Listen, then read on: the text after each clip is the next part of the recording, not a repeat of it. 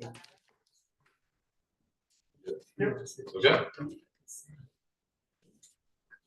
All right, I'd like to call to order this meeting of the Hartford Selectboard on Tuesday, May 14th, 2024 at 6 p.m. Our first item is the Pledge of Allegiance. Would anyone like to lead us? Pledge allegiance to the flag of the United States of America and to the republic for which it stands, one nation, under God, indivisible, with liberty and justice for all. Thank you, John. All right, so we're going to end this portion of the Hartford Select Board and reopen as the local liquor control board. We have two renewals to consider. One held over from last meeting is for Quechee Club doing business at Murphy Farm, and the other is the renewal of Little Istanbul. So we'll start the renewal of Quechee Club doing business as Murphy Farm, and I believe Brian is here to talk to us about this one. Like I said, it was held over from last meeting, and Brian can give us more information. I think it's the outside consumption permit that there were some questions about. That's so right. Go ahead. Yeah, absolutely. So my name is Brian Kelly. I'm the general manager at the Quechee Club. Thanks for the time. Seems like this is our annual rendezvous in regards to the Murphy's Farm. So I appreciate you taking the time and working through those challenges with us. Mm-hmm. I understand at the last meeting there were concerns about the outside consumption permit, and I think it would be important just to rewind a little bit and talk a little bit about that property, what it looks like, and how we've done business, over the last 50 plus years. So it's an old farmhouse building down by what we call Lake Pineo.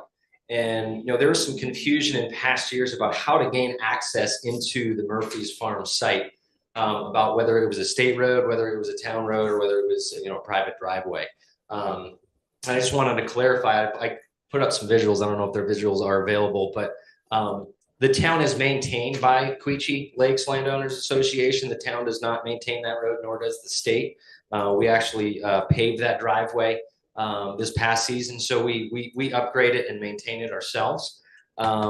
We've had the same outside consumption permit for I don't know how long. It could be close to 50 years. We're not looking to change the way that we do business down there, but we're also want to be good neighbors and figure out if there are concerns about the outside consumption permit, what can we do from management and operational perspective that would satisfy the concerns from the state and the town level as well.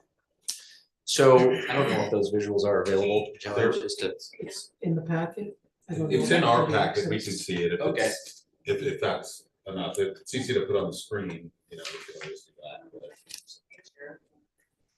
Yeah, specifically, just started the map, the Lake Pineo map. Yeah, we're good to do the top big one first, and then we can. I think there was 3 photos. Then we can get closer into the property itself. But while we're doing that, just a little bit about Quechee Lakes Landowners Association. I'm the general manager and manage over 300 employees, and we've got about 1,400 homes approximately, and about 3,700 residents. When we talk all families and whatnot, it's a special place for us. So we haven't been able to use it much since the pandemic. We had our fair share of challenges with flooding this past year as well. So we're looking forward to hopefully engaging some activities down there and bring everybody together down by the lake. But with this visual here, you can see Lake Pineo. You can see where it says Murphy's Farm, where it's temporarily closed.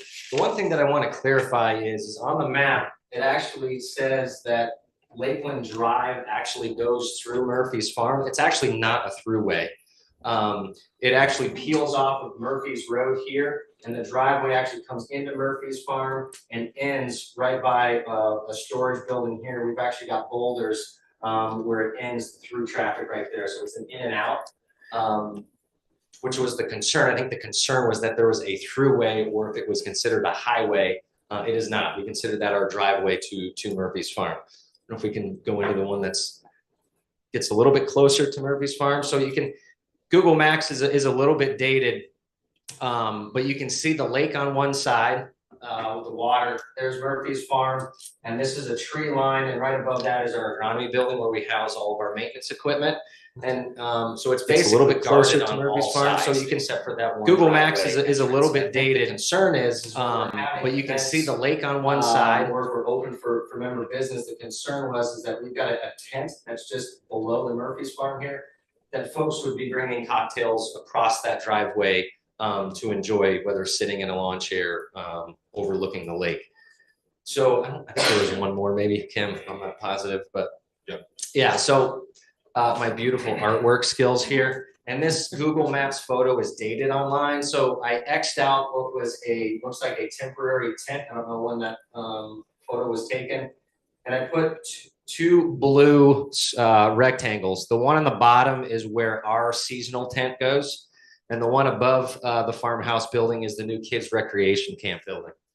What we're proposing to do to help keep the traffic outside of the Murphy's farmhouse building is to put in temporary and removable, basically barriers whenever Murphy's Farm is open for an event or whenever Murphy's Farm is open for the restaurant. And that way, these long green parking areas is where we would put the vehicle traffic so that it does not enter into the Murphy's Farm area and therefore decrease the ability, the liability potential in that scenario. So that's where I wanted to at least propose. I don't know what has changed over the last several years from the state, but there's been effort on our part to, like I said before, be good neighbors. We took Brendan Day, who works for the state, down to Murphy's Farm a couple of seasons ago, did a walkthrough with him. That outside consumption permit was signed off by both the town and the state. It again happened the following year. There were some voiced concerns. We didn't make any of these implementations because we weren't open that often this past year, but the permit was approved by state and town this last year. So this is the one change we want to try to offer to hopefully work with you and address those concerns. Questions for Brian? Can we consult the? If you want to say anything, you can. I would gladly do that. I know I wasn't called here tonight for this subject, but the timing is perfect. My name is Martin Prevo. Can you use Want the me to hold it? microphone? Yeah, Yeah. please. Or you can use one of the ones over I don't here. Yeah, or Yeah, Martin, Oh, no, Martin. Yeah. it's just because there's people who are listening online. Sure, if you could leave that up, I'd appreciate it. My name is Martin Prevo. I'm the Director of Licensing for the Department of Liquor Control. This has been a kind of a hot topic with us for a few years, and I know with the flooding and everything, it wasn't top of the list of things to do. But we had some concerns with drinking activity on this side of the road. And I know you called it your private driveway, quote unquote, so to say. I believe the chief will agree with me, according to Title 13, the definition of a public highway, that driveway would fit, because it's open to the vehicular flow of traffic.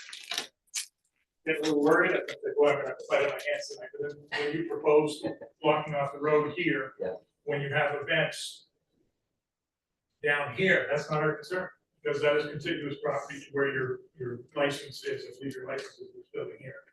That's contiguous property. We don't have a problem with that side of the road. We have a problem with this side of the road. So if you're having a function on this side, you're crossing a public highway, and that, in the last few years, our board deemed maybe 10 years ago, the board at the time said, yeah, we'll let that go. As all boards turn over, different views, the current board will not let you serve alcohol over here because you're crossing the public highway. So if you're not crossing the highway, the Department of Liquor Control has absolutely no issues with the consumption on that side of the road. You didn't say anything about this side of the road. Is that something that gets used periodically? It does. So we serve alcohol on an area that you would be comfortable with. Yeah. Serving alcohol, but the concern, I think your concern is if folks walk across, there's a difference in what we call the driveway, call the highway. Across the street to sit in a chair to overlook the lake. If you have the road blocked here, Yep. it would be permissible because it's no longer a general flow of traffic. It's restricted. Vehicular traffic is no longer a public road. When our event's over, you open it up, no alcohol on that side, we have absolutely zero issues with it. So I don't know if it's solved the problem here or not. You have verified everything I've been saying for the last 3 years about liquor permits in the town of Hartford. Thank you very much. I'm glad you're right. My concern is, yes, thank you. My concern has always been the safety of people on using the road access and the aspect of crossing that line with alcoholic drinks. You have satisfied my concerns as a select board member and local liquor control member by putting up the barricades.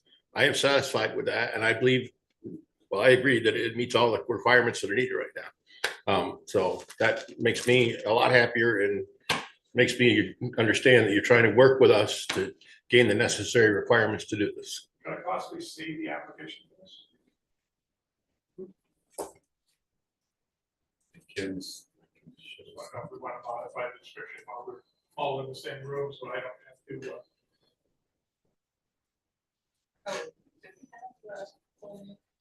It should be after that. So. I might have. Do you want the state one or the town? The statement, please. That's the first class. This is the third.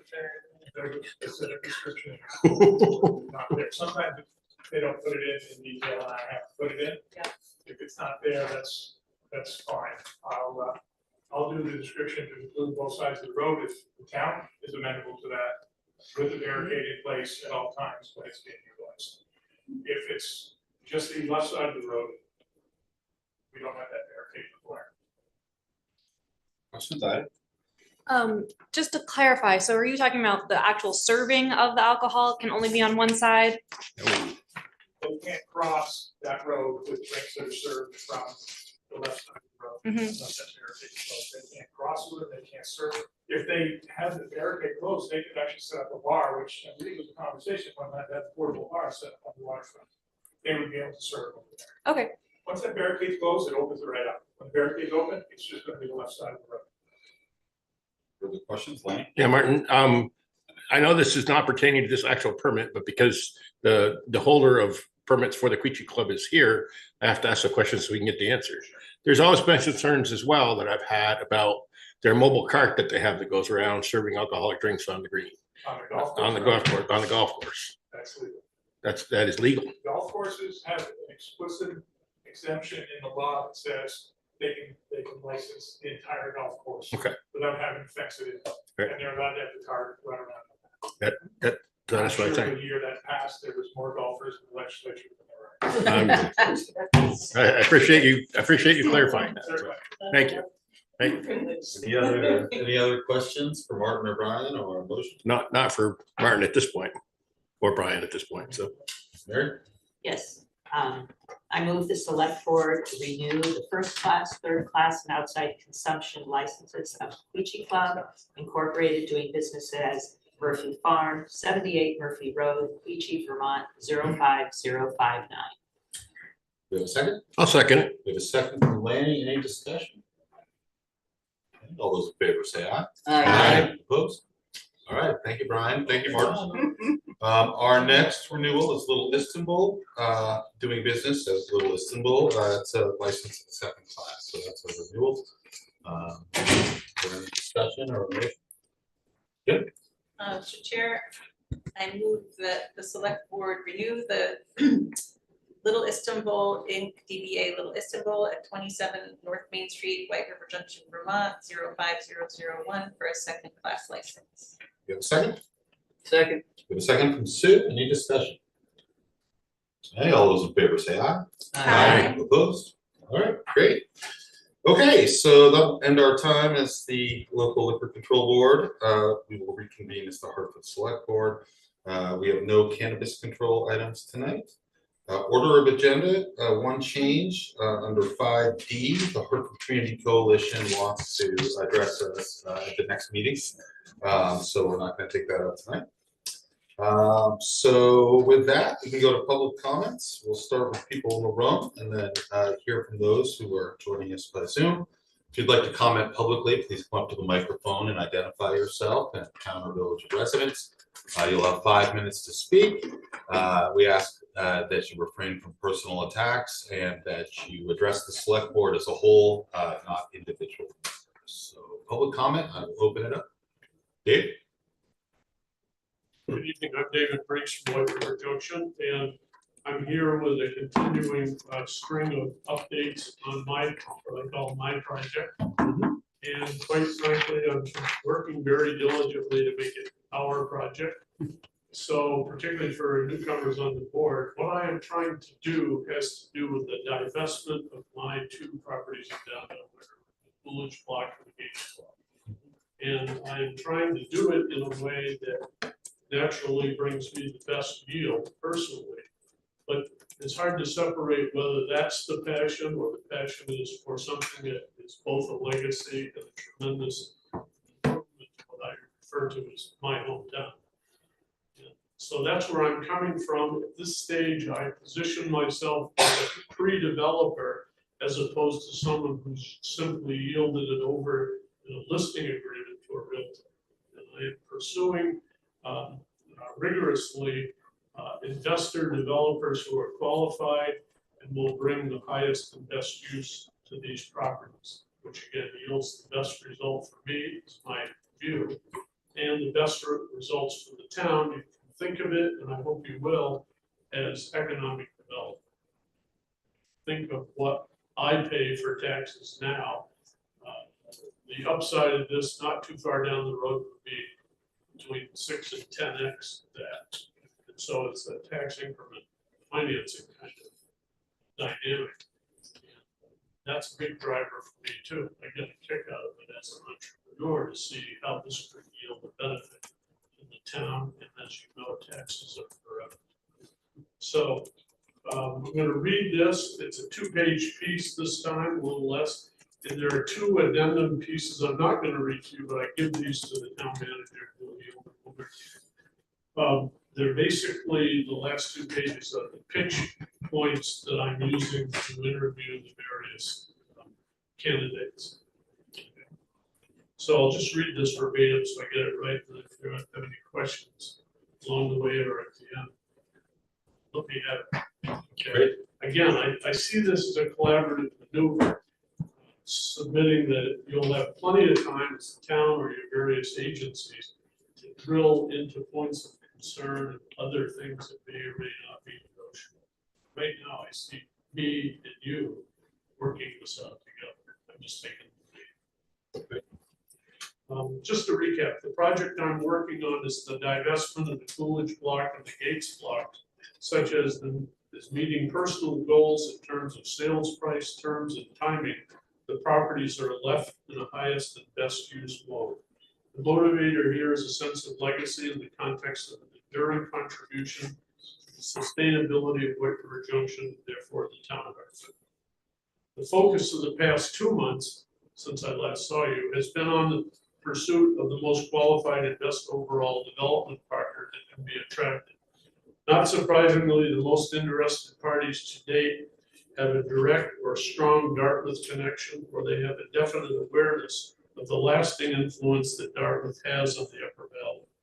It's important for we old timers to hear that while Dartmouth investment in the past decades was perhaps typically been somewhat of a nostalgic or homecoming driver, these days it is ever more astute professionals in the real estate world confirming that the Upper Valley is an impressive growth region, and moreover, a region that has proven since the arrival of the interstate highway system is growing steadily and has not been cyclical with significant ups and downs. It's also true that in presenting the Upper Valley to the investment community, Dartmouth folk have a clear understanding of it as a zone of commercial vibrancy. And in that sense, people I am meeting already know that White River is in a very different, more attractive condition than most, if not all, recall from as recently as the 1990s. The project on the Coolidge block is presented as one of redevelopment, meaning replacing the building, that includes a private, public nature insofar as the following elements are included. Underground parking, main floor commercial, including an event center, artisan tenant, and medical services. And then housing, which includes workforce and market rate housing. The update for you is, in addition to the parking component, which is foreseen clearly as a public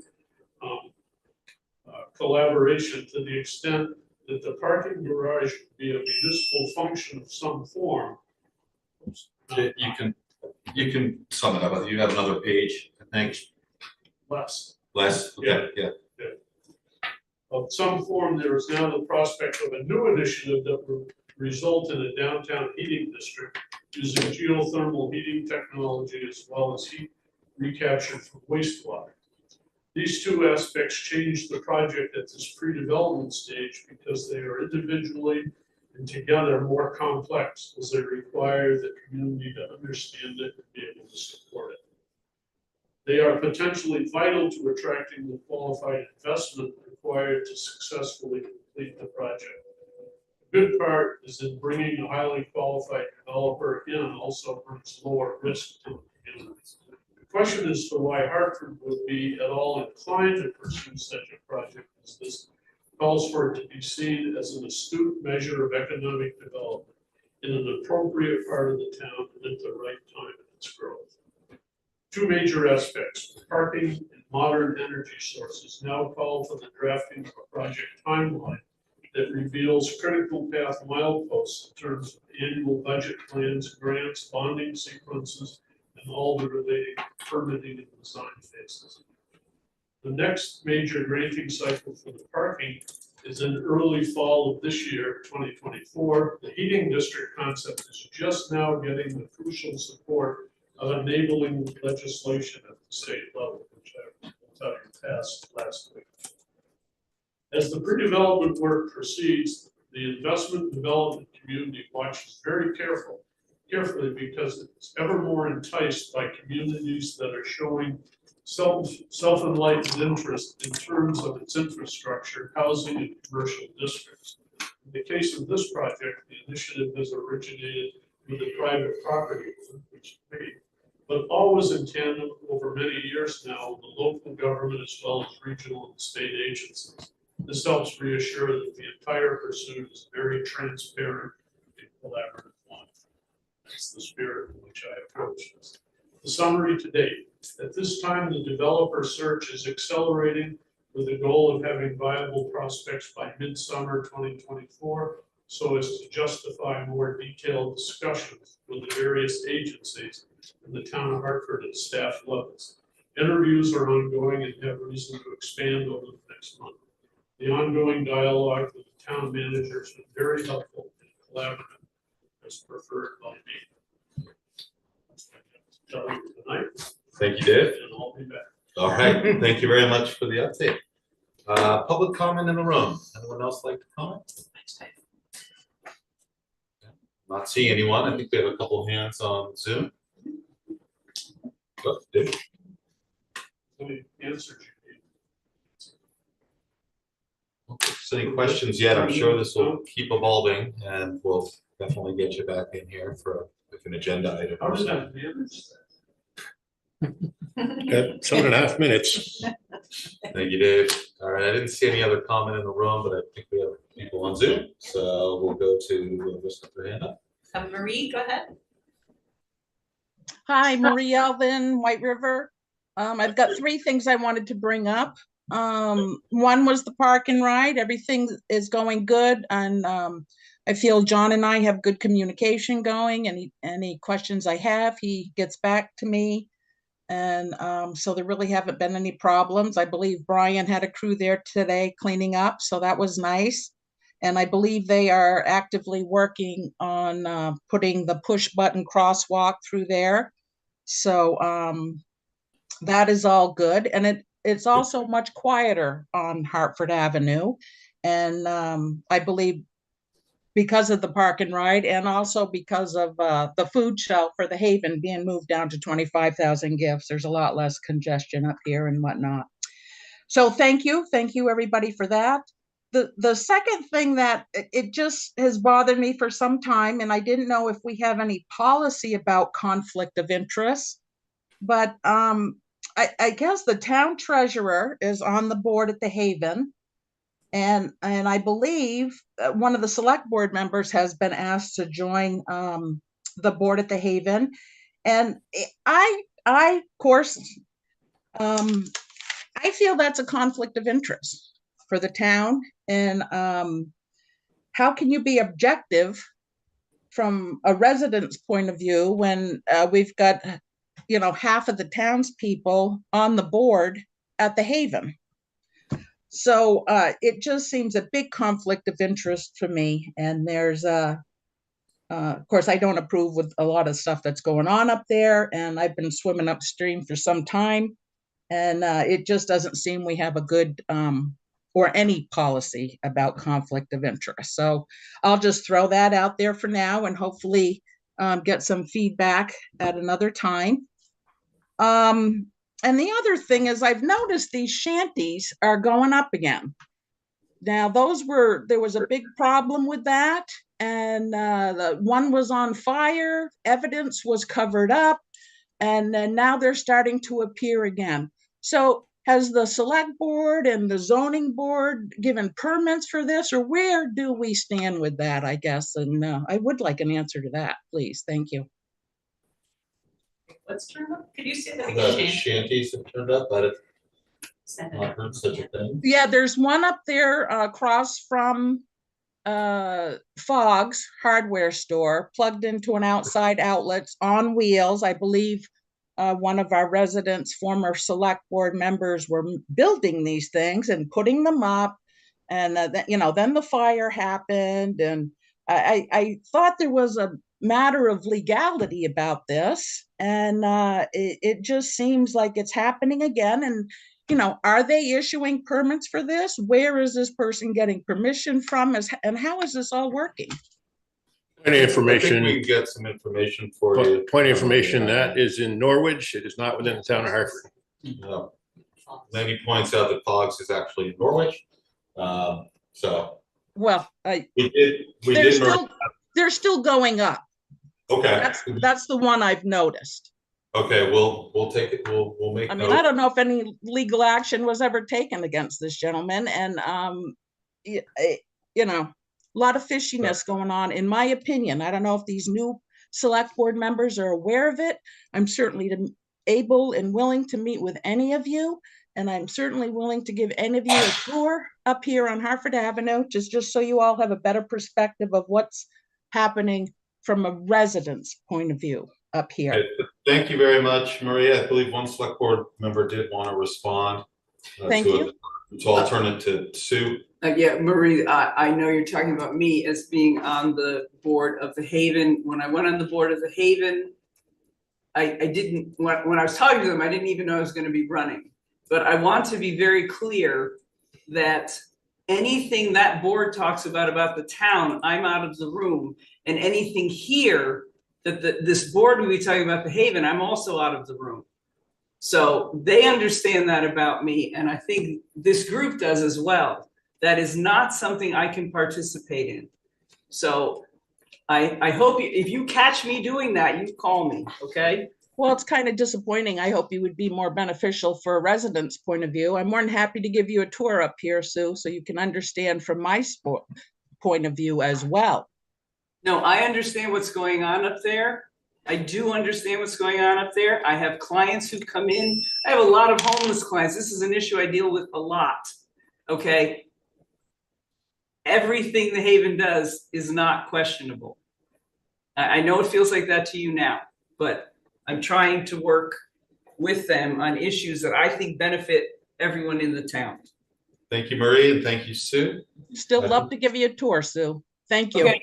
Thanks, Marie. Bye-bye. I think we have another hand up. Yep. Go ahead, Joyce. Joyce? Joyce, you can unmute.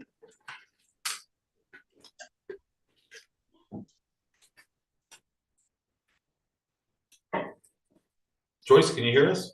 Yes, I can hardly hear anything. There's such a muted thing in there that it's really hard to hear anything from the walls and stuff. So just wanted to let you know that there's probably nothing you can do, but just wanting to make that comment. Okay, we'll do our best, everyone, to speak into the microphone and speak loud. Thank you so much. I just, because I miss half of it when it's garbled. Thank you. Thank you, Joyce. Any other hands on Zoom? No other hands up at the moment. Okay, well, we're gonna end public comment and we'll go to select board comment. Lanny, you want to start us off? Do you have any comment?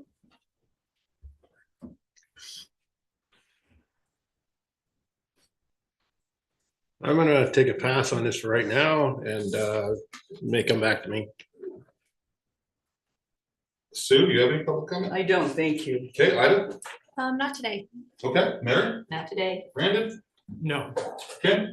I just would like to mention that, although many of us might have survey fatigue, the community safety assessment survey is now live and accessible, and the town manager has assured me that they'll get it on the homepage of the town website very soon. I know the process management team, which is the group of residents working with the consultant Strategy Matters, are starting to propagate and share, and I've seen it going out on social media. I don't know if I've seen it on the listserv yet, but please keep an eye out for it, and please take the time to fill it out and share what you think about well-being and safety in the town of Hartford. It will be really, really valuable if we can get a lot of respondents and share widely. Thank you, Kim. Only comment I have is that the Hartford Charter revisions, which became House Bill 888, passed the House and the Senate, and are just waiting to get over to the governor's office for signature. So I do have comments now. are you going to mention other board members in the comments? Because they will get a chance to respond. Are you asking me or you're telling me what I can Go or ahead with cannot your say? comments. I'm just saying, if you Are you skip it to be the last, we're gonna. Are you trying to let people limit? have their? Are you trying to limit my ability for my select board comments? Go ahead for All a right. select board comment. Thank you. I just wanted to comment that I had the pleasure of attending the firefighter awards banquet at the VFW. And it was a pleasure to be invited to that. It was a pleasure to sit with the firefighters and hear some of the stories and hear the chief give the awards out. Sorry. It was very good to hear that, and I enjoyed it, and I think everybody there in attendance enjoyed it. Town manager was there as well, so thank you very much for the invitation. Okay, I second everything you said. Okay, that'll end the select board comments and announcements, and we're going to appointments. So we'll start by considering the appointment of Pat Cook to the Sister Cities Committee for a 3-year term, beginning May 14th, 2024, and ending May 13th, 2027. Is Pat here? Yes. Pat? Do you want to come on up and just introduce yourself and tell us why you're interested in Sister Cities? And that would be wonderful. I've always followed listservs, and you're very good about making a list of committees that need to be filled with one thing or another. So I was looking down the list and saw Sister Cities, and I had talked with Joan Ponzoni before about it. And it was just sounded interesting to me. And I knew Joan, and I thought, well, that's something I could add to my little list of things to do for the town. Any questions for Pat? I will point out in 2 weeks' time, or a fortnight from now, we'll be hearing from the students who took their tour recently to our sister city. Right? I thought that was exciting too, that there's this real exchange. Yeah, we look forward to hearing from them. Thank you for applying this. Any questions for Pat? I just have a comment that completely by this weird series of accidents, I ended up on one of those trips to Morocco, place I never went to, never thought I would, and we met up with the sister city people from France. It was it was just beyond amazing. So thank you for taking this on and making sure it keeps going. Yeah, yeah. I just thought culturally, Yeah, it's good for us to do it as a town too. Anyone like to make a motion? Mary? Okay. I move that we appoint Pat Cook to the Sister Cities Committee for a 3-year term beginning May 14th, 2024 and ending May 13th, 2027. We have a second. Second. We have a second. Sue, any discussion? Hey, all those in favor say aye. Aye. Opposed?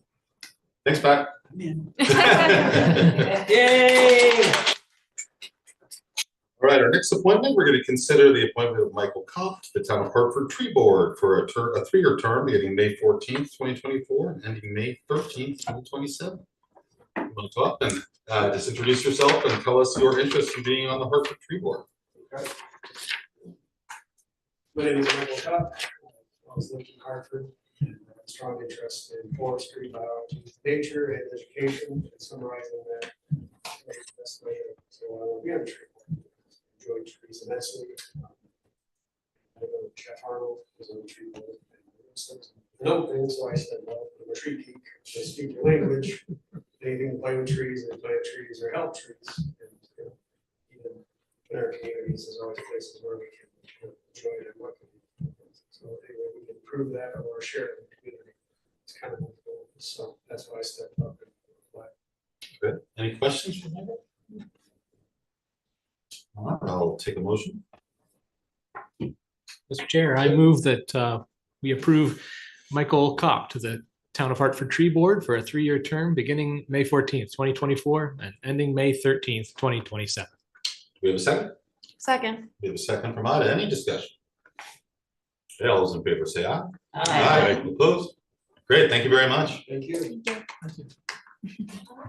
All right, so we'll go to, now we're gonna go to the town manager's report. John, I'll turn it over to you. Yes, Mr. Chairman, I'll keep it brief and just hit a couple of highlights. Of most immediate interest for the select board perhaps is the facility that you're sitting in now.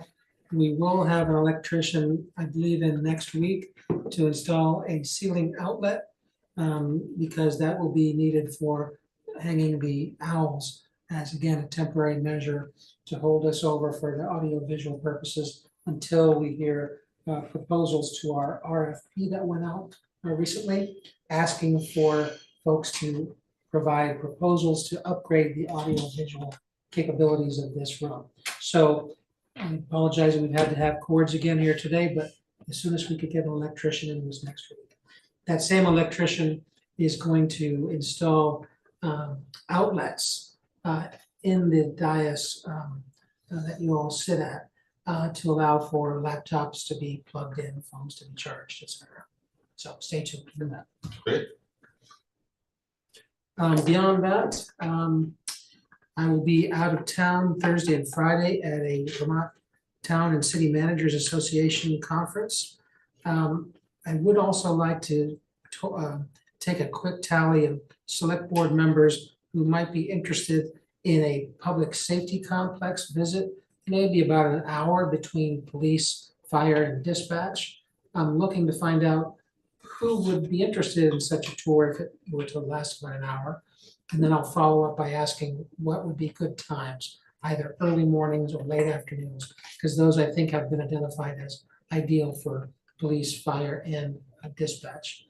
Show of hands, who'd be interested in a tour of the public safety complex? Don't feel obliged. Some of you may have already done that. I have done it. Yeah. Okay, so maybe 4 or 5. We'll send you a doodle poll probably like we did on a previous tour. Is there a preference among you folks as to early morning, say 7 or 4 o'clock? Wednesdays and Fridays or late in the day? 4. I prefer 4. Okay, we'll try to make that happen, but we'll be in touch with you. We'll get a list of actual dates that would work best. I certainly will. I certainly will. Sure. Now, I have been receiving weekly updates on both Route 5 and the Hartford Bridge replacement projects from VTrans. They look like these. If any of you do not get them and would like them, we can probably add your names to whatever distribution list they have. Anybody interested in that? Or are you all set? Okay. That's it. Thank you very much. Any questions for John? Lynn? Hey, John, something I just found out about not more than an hour before the meeting this evening. So I haven't had a chance to talk to you probably about this, but I've learned that we have water issues up in the tree streets just before the municipal building. Not municipal, I'm sorry, before the town garage. We call that the tree street area up there. And there's water issues up there. I understand that people's water has been unsafe to drink or shut off, something of that nature from a resident that lives up there. Do we have anything for policy or provisions to supply those people with safe drinking water? I'm sure there is a protocol for boil water notices, and I do believe that they are capable of delivering bottled water to affected homes. Don't know the specifics of it, but I've heard of this program being in place for previous events. Maybe you and I could talk offline as to who you've heard from or where. Are you aware of that water shut off? I know that we've had them in the past during my tenure here, but I didn't know about this most recent. Yeah, just like I say, I just learned about it an hour ago. So before I came to the meeting, that there's the Tree Street area. Scott, you may know something about it. You know nothing about that. All right. Thanks for letting me know. Yeah. Any other questions for John? Okay, thanks, John. Sure. Okay, we're going to get a refresher on our municipal role in liquor licensing. We've got Marvin here. And we were going to do something on cannabis regulation, but we couldn't really. We can probably have a brief discussion because I think Kim has provided some material that she'll want to maybe highlight briefly. or it's available, I think, can send it to us, so we do have that resource. But Martin, if you'd like to come join us and just give us an overview of our responsibilities when it comes to liquor licensing. Certainly. I think that's all my choice.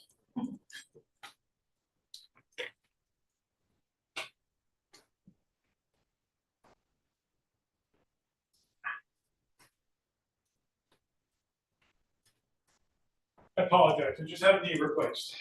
I'm nursing it still. Well, I introduced myself earlier, do I need to do it again? Yeah, just go ahead. All right. I was asked to come here to give you some insight and some perspective from the Department of Liquor Control's view of your duties and responsibilities, I guess, as the local control board. That's correct. Is that what you understand? Title VII very clearly gives you the same authority it gives the state liquor board. You issue licenses, you can revoke them, you can suspend them, you can set conditions on them. There's things that you can do that we can't do. We do not regulate entertainment. That's done on a local level, so we don't have anything to do with that at all. I don't know specifically what you may or may not be looking for, but that's it in a nutshell. And, we're there to help give you as much guidance as we can within the parameters of the law. We are not legal counsel. We have our legal counsel. I serve you and legal counsel as well. And legal counsel is the time. I open the floor for questions if we would figure out where you lack. Sure. Yeah, I have a couple of them that come to mind. Are there anything for red flags that come before liquor control boards that we should be looking for to deny liquor control license? And I asked the question because we recently had licensee come before us who has a pending charge for, so say it as public record, assault with a deadly weapon. And that's a charge that's pending. He's not been convicted of that yet, but it is a pending charge. And to me, that threw up a red flag. I mean, when I look at something of this nature, I look at laws that are broken, especially if something of that grievous in nature, as the inability to follow a law. So what leads me to believe that they will be able to follow the law in terms of liquor control? So I asked that to you, I guess. So I guess, I'll tell you how we operate. We look at, we can't share convictions with you. You'll have your own avenues for. We have them reported to us, actually. Yeah. But, under renewals, you'll see grievous convictions, yes or no. Mm-hmm. Yes means they reported something to us. We have it. We can't share it with you, but it'll just be yes or no. The key word here is convictions. Presumed innocent until proven guilty. Okay. Is it nice to know that there's something coming down the pipe? Maybe you want to talk to this person about it. That's fine. We do that all the time. But until they're convicted, we do not use that history, I guess. And if something should happen and they do get convicted of that, is that going to throw a flag and kick out his license, or how does that? Our procedure is, one, they have to report any convictions between license renewals. When they report it, we look at it, see what the charges are, what the conviction is, how old it is. So, hopefully we're looking at ones that just get reported to us that just happened in the last 12 months, a little period of time, as they're supposed to report them to us. We have a general rule of thumb that anything that's older than or younger than 10 years on a felony or 3 years on a misdemeanor, I bring to my board will decide whether that person is worthy of a license. Okay. And that person would be only someone that is a member of the LLC or a director of the corporation that is applying or the partnership that's applying. It doesn't go down the line further. I know we're real close to New Hampshire. New Hampshire goes right into the manager, checks the managers out. Right. Yeah. We don't go that deep. The people with all the liquor license are the ones that we look at to be responsible. Okay. And in all honesty, honesty is their best policy. That's up to the beginning. We're going to look into it and see what the situation is. I mean, certainly if it's someone who was just caught feeding alcohol to minors year after year after year, probably not the best thing to get a key to the cheese factory at that house. Right. But my board will decide on whether they're willing to hold the license. We may issue license with conditions, which we have done in the past. We issue license with conditions that they'll have no more convictions. They don't automatically renew the next year. They would have to go before the board, Okay. And then the other question I had that always comes up before this board is open consumption permits. When you have someone who applies for an open consumption permits outside their outside consumption, outside consumption, sorry. Yeah, when they apply for that, there's always been a question of clearly defined areas of that consumption and areas of egress and ingress to that area. And what is comes before this board sometimes are very crude drawings of what that is. And we've had a problem this last year in particular with a downtown merchant who's had an outside consumption permit, that there hasn't been availability of people to pass through that area on a sidewalk. And a concern of mine has always been areas of that permitted area and how that is defined to the general public, whether it has to be actually roped off so that someone can't go in or out of that area, or how that works. Outside consumption areas have to have a physical delineation. They have to have a barrier, whether it be familiar with Church Street, Burlington, they have the rope stanchions. In my opinion, that's the weakest form, but it's allowed. And the employees on Church Street have to serve the alcohol in those fenced-in areas because they're crossing an ADA required space in front of the business and the outside consumption. So we look at physical barriers, but quite frankly, if the town approves a parklet in front of a restaurant, we don't beat that up too much as long as they have a physical barrier. If they're blocking the sidewalk, that's an ADA violation, and the town should probably not permit that. I mean, there should always be room for ADA accessibility. When I issue an outside consumption permit, I very clearly state thing that physical barriers must be in place at all times. So when you say physical barriers at each end of the area of the consuming, they must have a barrier to prevent people from exiting that area or entering from the public. Meet ADA requirements, which means you can't I'm have sorry a to physical interrupt, Martin. Yeah. I'm getting a message that people still can't hear that microphone. So I don't know, maybe sure it's better. It's too tall. I am a little tall, I apologize. It was before you Okay. two. It's on. Yeah, okay. Okay, I think that, Not a great mic. okay. You could go. okay, I think that, Can you take the mic out of the cradle and hold it closer? well, you can extend it as well, so. Start singing too. Okay. I don't know if this will help, but I'll try. So barriers must be present Correct, and but the area of you can't be consumption. completely enclosed because you have to have ADA requirements for people to be able to get out, and certain fire marshal requirements to get out. So where there's openings, a reasonable thing to expect would be some signage saying no alcohol beyond this point. Okay, We just say physical barriers, and some common sense has to be applied to that these licensees are responsible to keep them inside those barriers. okay, all right, that answers all my questions. Any other questions for Glenn? Kim? Just if I could clarify, I think I know the answer to this, but so we have the authority as the local liquor control board to issue, revoke, or suspend a license. Is there any world in which, so it has to be both town and state, right? Like, so we No. could, if we denied, didn't issue a permit or didn't renew a permit, a license, could the state override that? State could, we're not in the habit of doing so. If the town denies it, there's a reason for it. And I'll use Killington as an example. Killington had conflict of interest with their select board, and they were down to 2 voting members, which was not a quorum.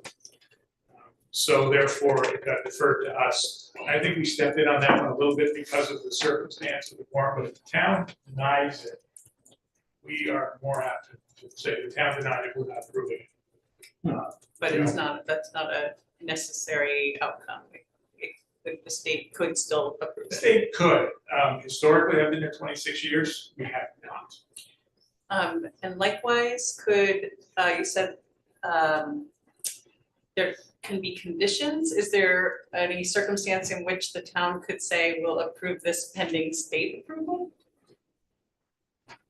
Like if there was. Absolutely, that's basically saying you approve it if the state approves it. Yeah. Yes, that's fine. You put a note in there, probably wouldn't hurt to alert my office that there's a note there. Yes.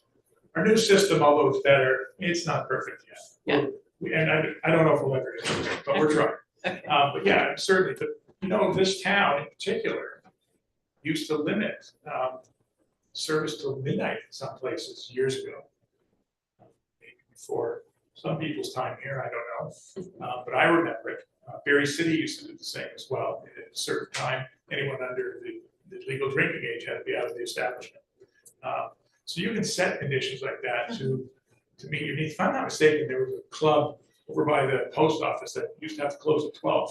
That was one of the bone of contentions that, hey, we're a club, we're late night, you're making us close early. That was, like I said, I've been doing this for 26 years. So I've been around for a little while doing this. But you can set those conditions. You can set stricter conditions. You just can't knock our barriers down. Fair, thank you so much. Any other questions for them? Just one quick question. Could you give like one or two other examples of what types of conditions that we might issue? I mean, I think you said around like a conviction, if someone is convicted, we could say, wait, what was the condition You around? could condition the license that Yeah. it doesn't automatically renew, that they have to come before you every year in person. Okay, Some towns do that, by the way. The town of Waitsfield, everyone has a liquor license. Goes to visit the select board every year before their license is renewed. Keeps them on the playing field. The town of, to give you some more examples, the town of Waitsfield limits outside amplification of music after 10 o'clock. There's no outside amplification of music. So the acoustic guy's all right out in the back deck after 10, but the rock band's not. You can, condition hours of service as well. Like I said, you guys have done that in past history. I don't know if there's anyone in town to now. Any other examples you're thinking that I can tell you that I've seen or done? no, I think that's helpful. Those are kind of the general ones that come up. I can't remember what town it was. One town limited no neon lights in the windows.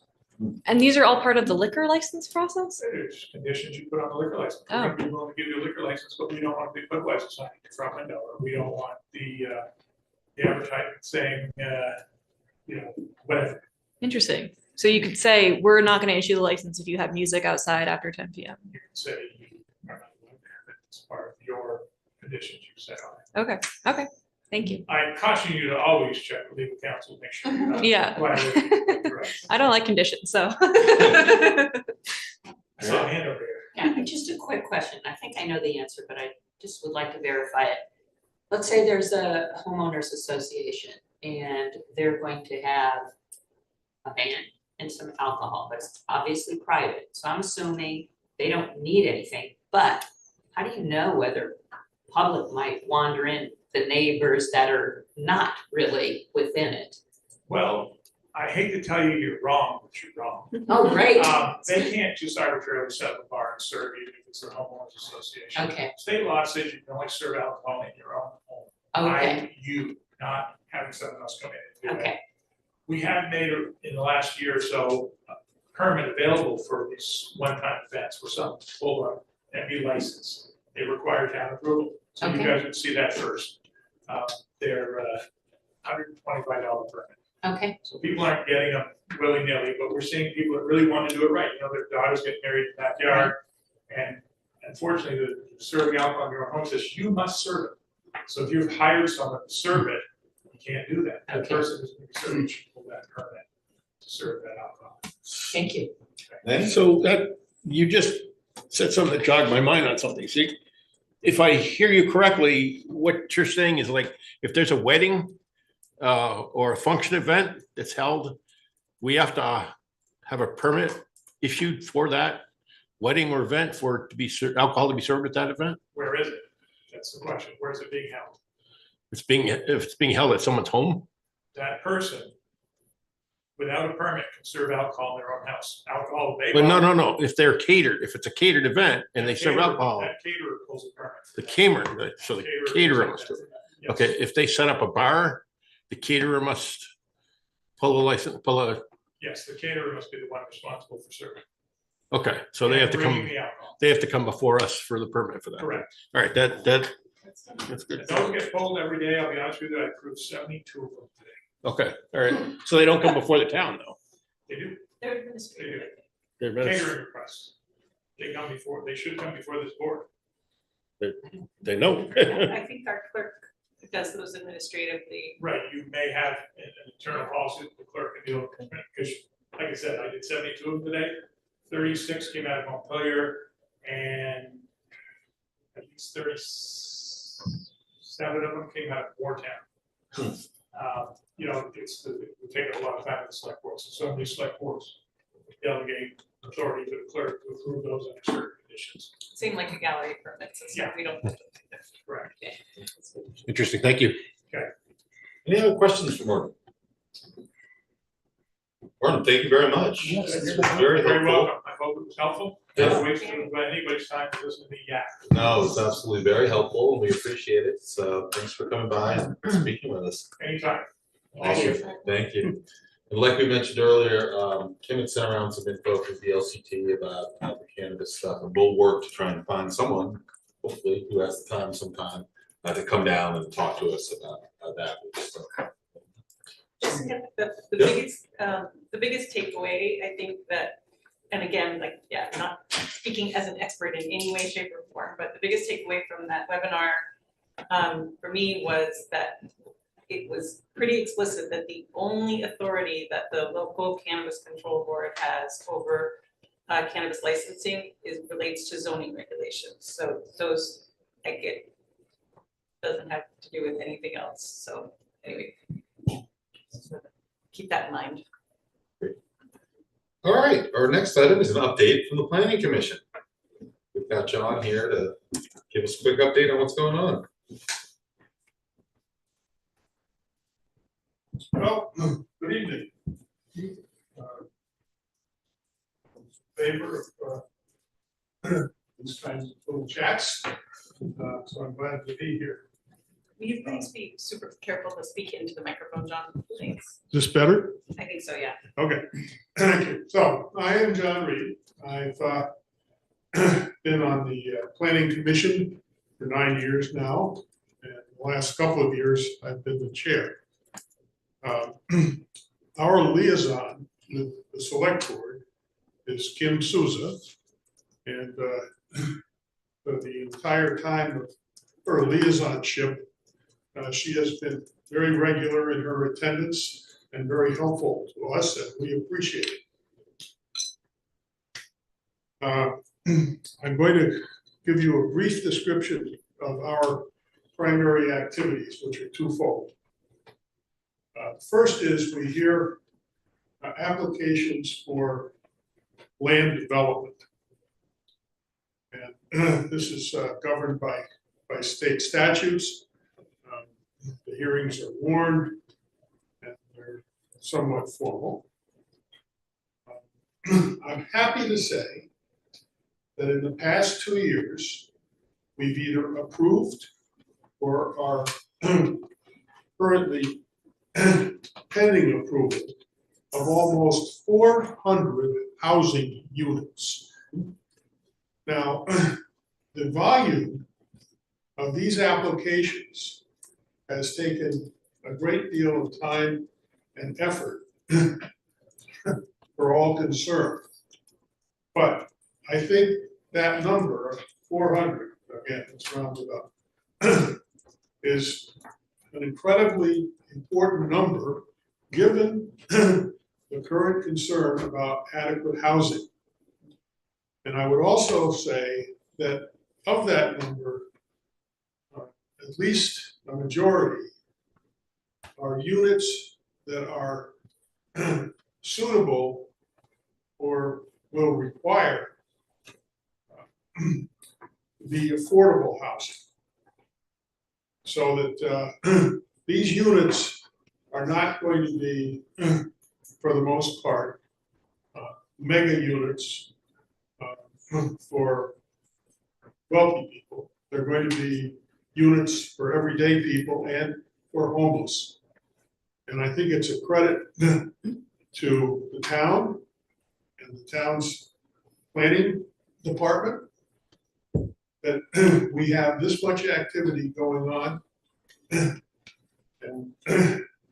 mentioning the planning department, I'll segue into our second function is assisting and coordinating and partnering with the planning department.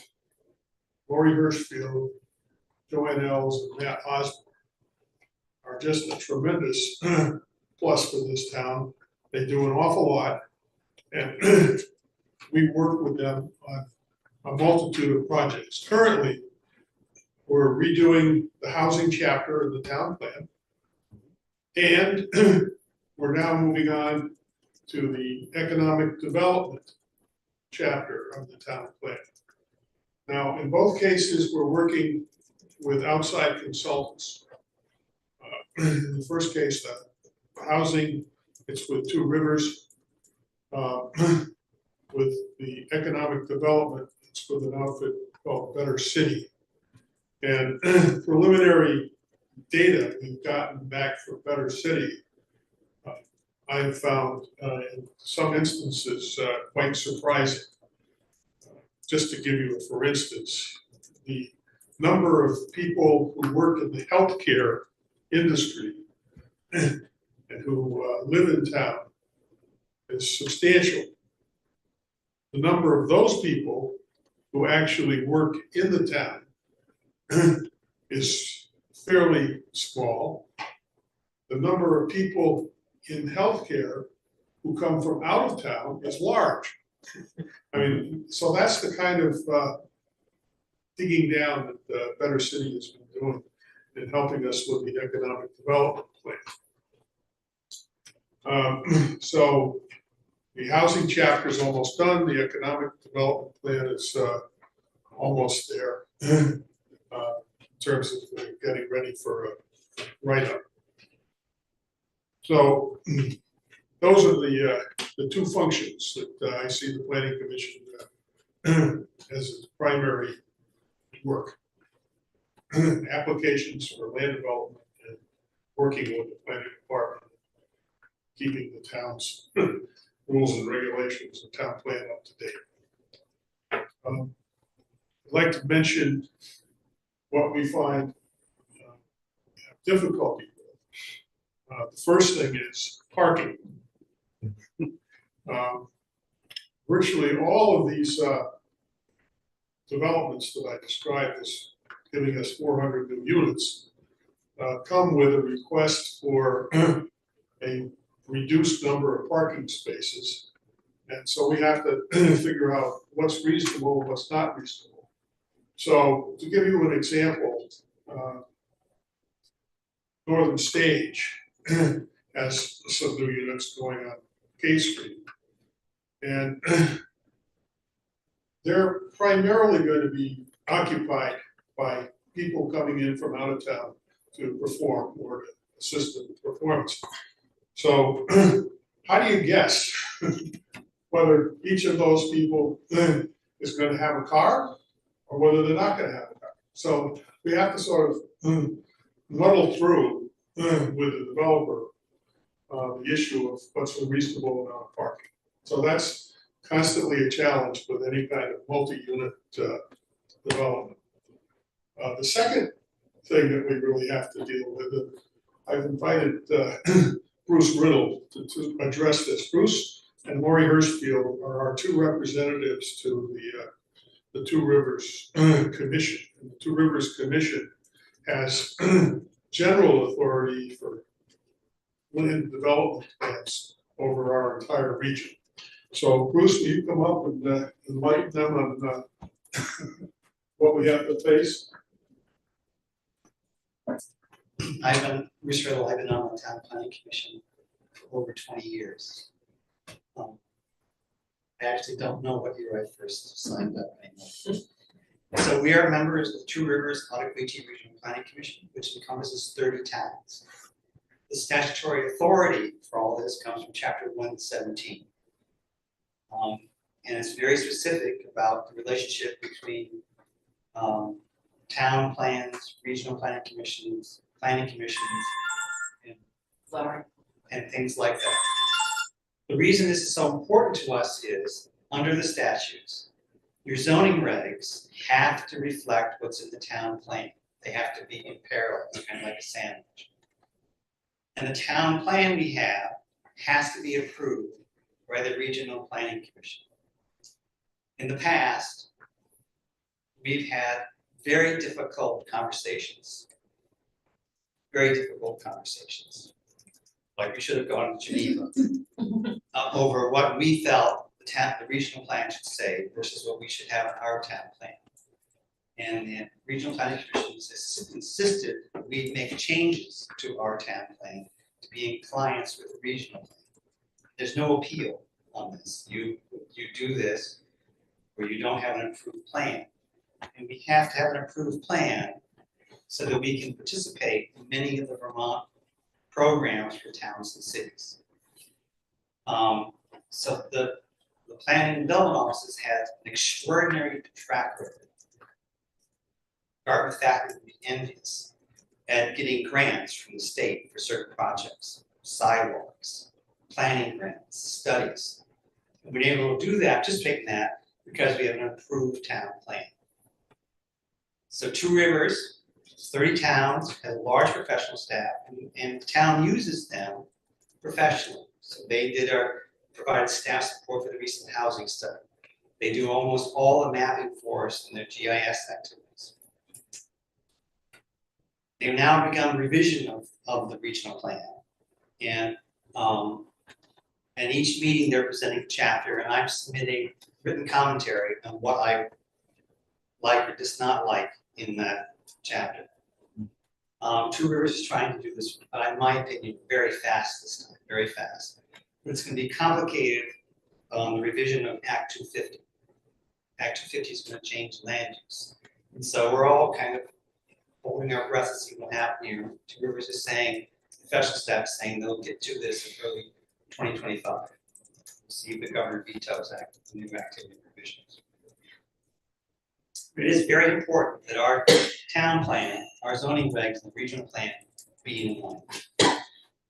And so once a month, Lori and I attend these meetings, either remotely or at the over in Woodstock. I guess I've been doing this for a very long time. That's Lori. Lori was here before I was. Any questions about this? Are there any questions for John or Bruce? Yeah. I think either of you could probably answer this, or maybe there is no answer that you know of, but is there something that you can think of that the town could be proactive about in order to help resolve the parking issues? Well, if the town would win the lottery, we could build parking. You know what I mean? I mean, like, can you think of any like actual strategic moves that would be beneficial, even to some extent? No, not within the budget constraints that we have as a town, which are challenging. Brandon, do you have a question? I was mainly wondering, John mentioned that most of the 400 housing units in the pipeline are slated to be affordable housing. And I'm just kind of wondering what I assume that has kind of an official definition. So wondering what that definition is. So the definition is very elaborate, and it's in statute, Vermont statutes. Essentially, it looks at no more than 30% of household income can be spent on housing. But then there's a lot of little this and that. And some developers do not want to be involved in these kind of things. They just avoid these programs like the plague. The main agent for supporting housing for this stuff is Twin Pines. We are deeply grateful and thankful for Twin Pines and what they've done to provide affordable housing. The project over there, prospects, and eventually that will be Twin Pines. Could I just add a little on that? Sure.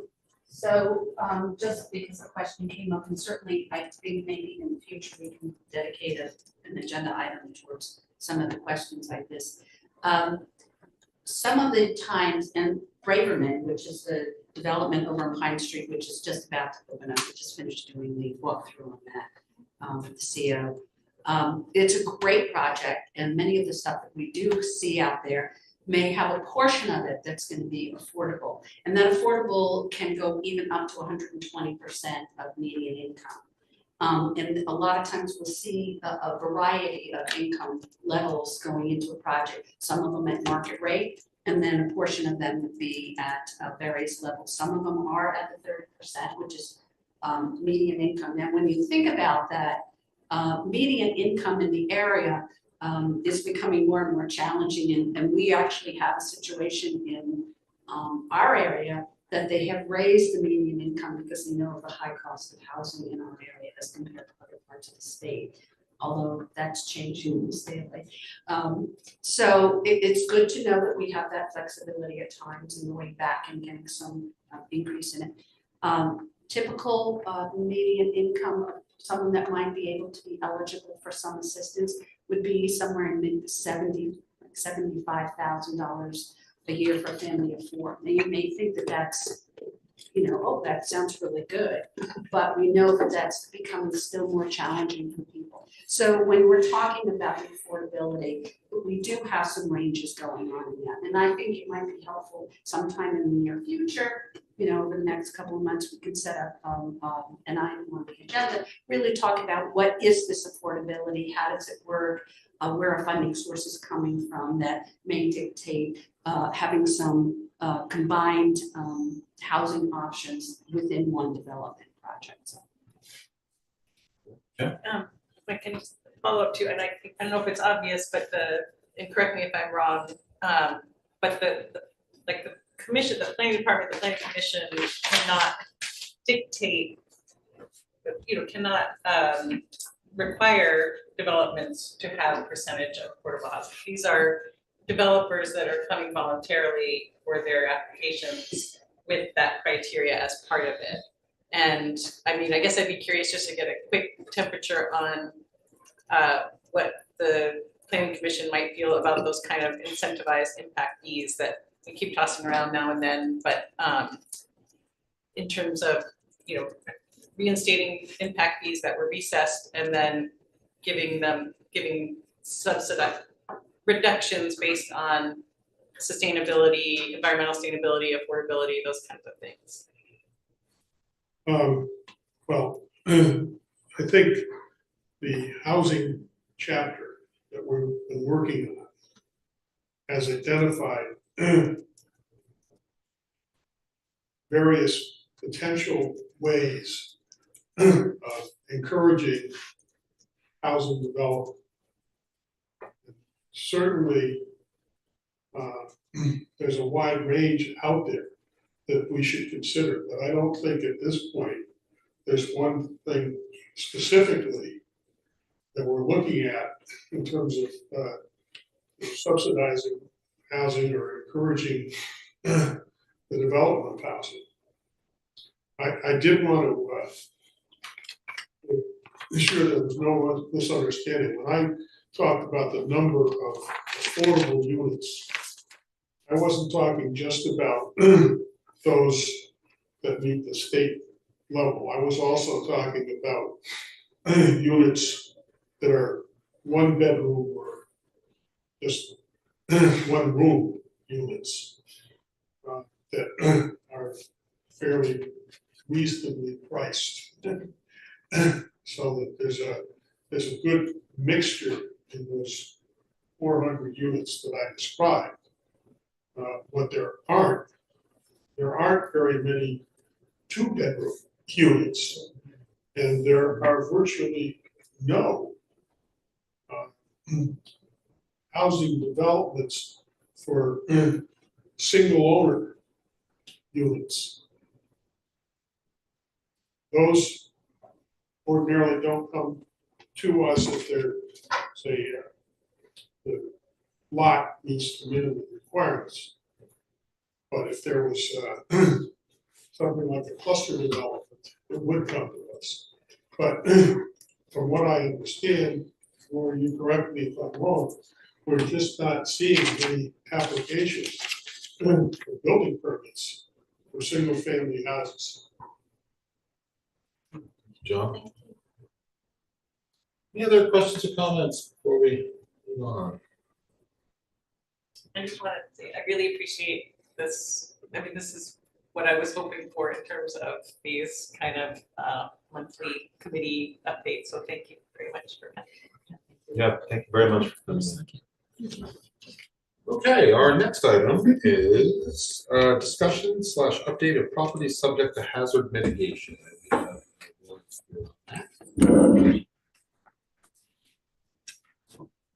This microphone is working, I assume?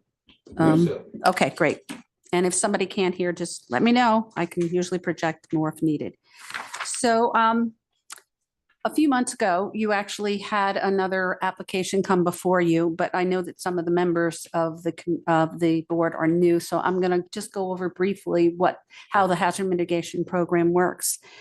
Basically, when a property is adversely impacted by some kind of a natural resource disaster, one of the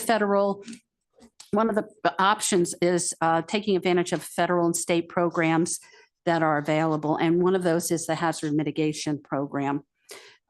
This is a competitive program in many ways. It's first come, first serve, getting your foot in the door during different rounds, how much money is available, and also an evaluation of the criteria that needs to be met in order for something to be considered significantly impacted by a natural disaster. So for the objective is to prevent or diminish the impact of these natural resources going into the future, or natural impact, natural disasters. So if a property is experiencing some kind of an impact today, making a determination as to whether or not going into the future that would either continue to deteriorate and into the situation it may be unsafe to the occupants as well as unsafe to the public, or it may be something that might be addressed today and you might be able to mitigate it today, get back to some stability, but it may just have another incident that would occur, and here we are all over again. So the idea is to remove it from the structures from the area that is experiencing this natural disaster, and to try and address future unsafe conditions for the occupants as well as for the general public. So in the program, there are about 75 of the cost of it. The cost is looked at in terms of the actual acquisition of a property, and that acquisition happens from the town. So in that regards, that's why it's coming before you. The town has to be a participant in that application process. What does the grant cover? It covers what you would assume it would need to, the demolition of the property structures, all of the disconnection of the utilities, stabilization of the site once the structure is removed, any of those costs associated with the closing of a project in an acquisition. 75% of that is covered by the federal grant. In this instance, it's what we would be applying for. And then the remaining 25%, at this juncture, there are significant enough funds for the state to kick in for that 25% match. When that is not available, funding by the state for that 25% match, that is the responsibility of the property owner. And that would come out of the proceeds of the sale of the property. So the goal is to minimize that expenditure, but anything that can't be covered through the grant would have to come out of the proceeds of the property sale. The one thing about the program is it's important to get your foot in the door when these open enrollment periods exist. And that's where we are at the current time. Getting your foot in the door says there's somebody who's interested in doing this. And there's paperwork that needs to be completed. I've attached a generic form of some of that paperwork.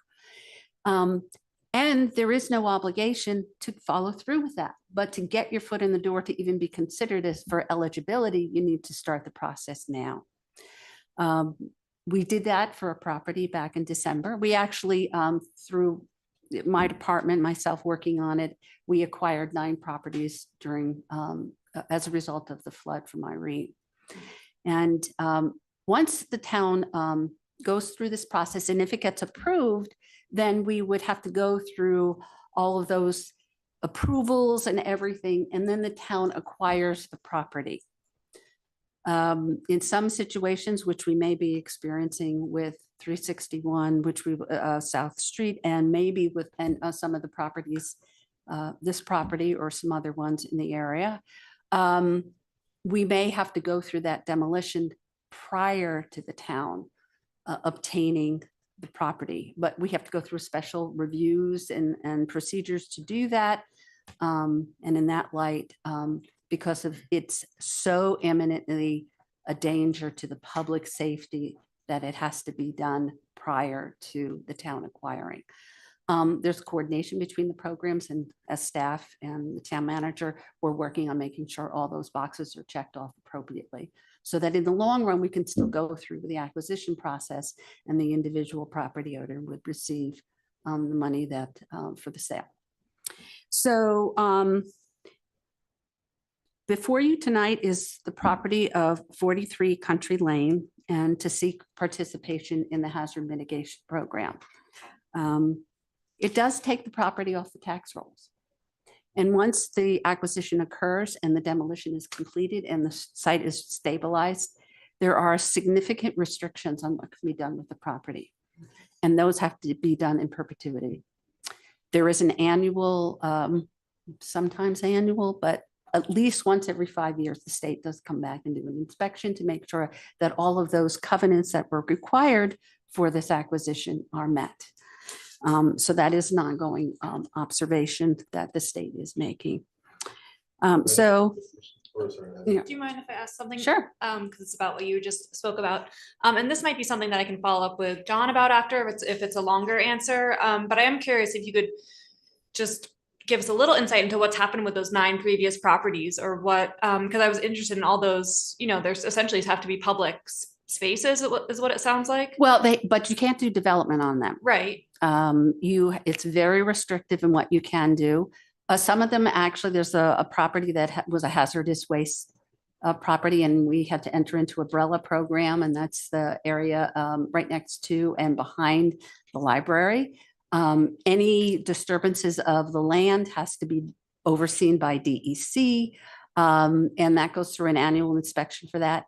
And also because it's in a flood zone, those properties, any removal of soils in areas that had flooding has to be very strictly documented, and you, for whatever X number of cubic feet of soil removed, you have to replace that in terms of areas that are dedicated for flooding. So there's a lot of nuances to it that have to be maintained. You can get something built in one of those areas, and the Pocket Park is an example of that. It's a very, very arduous process and a very, very long process. And we went round and round with FEMA probably 4 or 5 times, and with intervention from the state delegation at the federal level in order to be able to finally get some concrete answers about what we could do. So, there are some things that can be done in making it into public access for the general community. Making those justifications and documentation and getting approval is not a simple task. In general, they need to be left unused. Okay. But there are some exceptions to that, for like if you wanted to do there at one point we're looking at, can you do a tree foresting area? And somebody, as long as you're not disturbing property within the flood zone, you can do things like that. You want to do a path, those are things that we could be looking at, walking areas. But starting to make it an active recreational area, then it triggers off having to get some FEMA review much more extensively than a minor, inactive recreational area, and certainly cannot be used for any kind of housing. Because that's the whole reason of eliminating them in the first place, that no residential development would ever go back on it, or substantial commercial development. Sue, do you have a question? I do. Is there any alternative to this program? Because it clearly sounds like something drastic has to be done. I'm not even suggesting we should do that. I'm just wondering, if we weren't doing this, is there something else we could do or should do? Or is this really the designated program? Yeah, for the hazard mitigation. Are you speaking about the situation of removing the properties and the structures? Or All of it. All of it, okay. Well, there are things that can be done, but a lot of them are restricted to public lands. As you do see a lot of times when there is flooding and we have an immediate response to it, like what happened in the most recent flood from July, you saw that there was some damage around the Quechee Bridge, and those are things that go into another type of a program. Sometimes the state, and they did do this during Irene, is that there were some additional community development block funds that were made available for buyouts that didn't meet the federal regulations, weren't in a flood zone, but they were substantially damaged. The restrictions on it kind of patterned what the federal agencies were doing, but there was a little bit more flexibility there. And certainly the oversight in terms of any hazardous waste and being in the flood zone, we have a little bit more flexibility. So this time round, I haven't seen a lot of funds in that regard going forward for our area. But a lot of it is going towards just reestablishing the infrastructure that was pretty damaged in other parts of the state. So there's something we can always look for, but we're kind of limited in our opportunities to provide the relief. Now, the main objective of the program is eliminating the public safety situation and the impact on the natural, on the areas of the natural disaster. But it is fortunate that it also helps a property owner that is basically facing a pretty devastating situation, being able to at least recoup substantially a loss of a property that is their home. So It's voluntary, right? Like it is a voluntary, and the individual, we put this in at this time up until the day that you go to closing. The minute before you go to closing, the town and or the property owner could say, no, thank you. So. I'm ready for a motion. Try and move that the select board authorize the town manager to execute the necessary documents for the HMG buyout program and state buyout program for 43 Country Lane and submit them to the state with the understanding that the select board approval is required to go forward with a purchase. I'll second the motion. Wait a second. Any discussion? Okay, all those in favor say aye. Aye. Opposed? Okay. Thank you very much, Laura. Oh, I meant, and I apologize, the property owner is sitting here and I apologize. I should have introduced you, Miranda. I don't know if the board wants to hear anything from you or you want to share it. If you want to come up and just identify yourself, you can. You don't have to.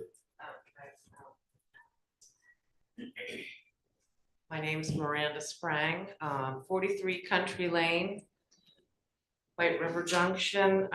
There's cracks in the driveway lands. There's crumbling and going down, landslide basically. Sinkholes. They're getting deeper, wider, the cracks. You can actually see where the one side of the crack is shifting, basically. I've noticed a crack in the foundation of the house. The geologist came, Ben. The fire marshal, Tom Pelletier, has been there. They're monitoring. They're doing a very good job in updating me and keeping an eye on what's going on. I guess there was a drone also that took pictures. This went on, this is an ongoing thing. My dad and my sister brought this up in 2008. And I don't know what happened. I'm waiting on paperwork to see what, but this has been progressing. It's been going on. Deterioration, basically. It's pretty scary to live there. I'm not scared that the house is gonna crumble, but it could. Basically sleep with one eye open. And the thing is it's sentimental. It's home. Yeah. You know, my dad built stuff there. My sister did. Unfortunately, they've passed. So I am now the owner of that property. I'm just saying, it's horrible, horrible thing to watch and see, and then pretty overwhelming to say, oh, where am I gonna go now? Now I have a whole house. How do you downsize to a one bedroom or possibly even, and this could be a reality, a motel room for a while. I checked kind of looked around for one bedroom apartments. I don't want to be locked in a lease. $1,200 for a one bedroom apartment a month, that's out of whack. I went to the realtor, clerking, and there really isn't much out there right now either. I'm just saying that I really appreciate all of your help. The fire marshal to the public works too, Jeremy has been involved. Delisle, I think his name is. Yes. I just, it's horrible. And yeah, thanks for listening. Yeah, thank you. We'll point out that it's a similar geological phenomenon in that neighborhood involving Jericho Road.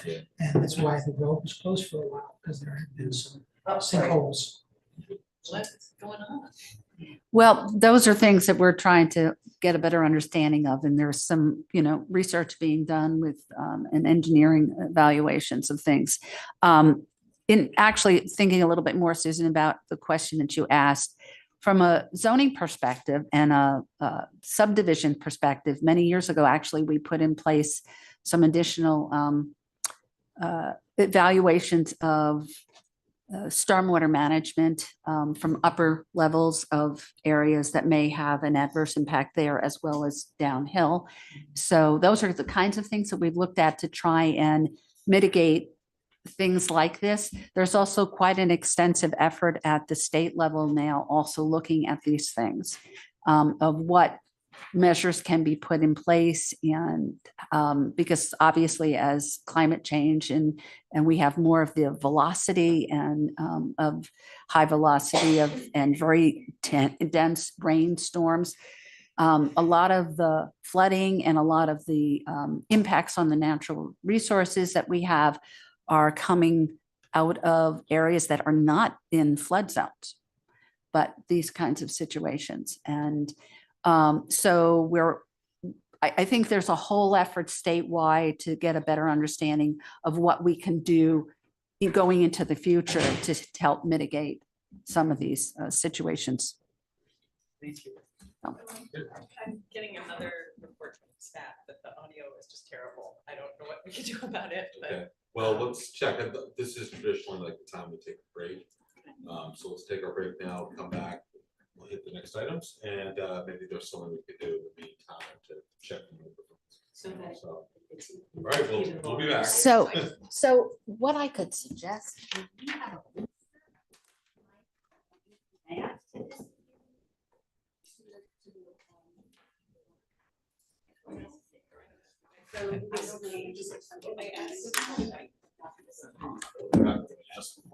Oh, no, you're good. You're good. You're good. Mine's quick, I think.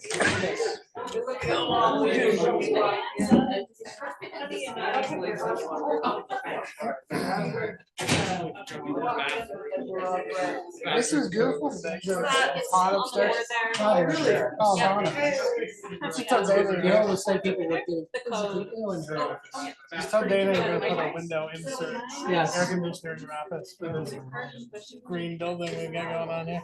What was interesting is that I was talking with Alex the other day, and he said he sat on a committee that did the rehab or oversaw the rehab building. And he put in these heat pumps knowing that in 10 years or so it'd be time to upgrade them. Because it was like brand That new makes sense. technology. Yeah. So it's not surprising that No. maybe we're at the end of their useful life. I don't know if that's the issue. But there are definitely. Oh, we put a seeding lot of issues. money into them just before you came. All right, thank you for your ink.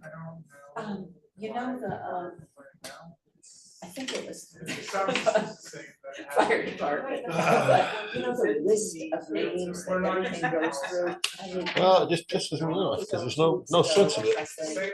But I noticed there was some semblance of order of what happened during, I don't know, some kind of emergency or something.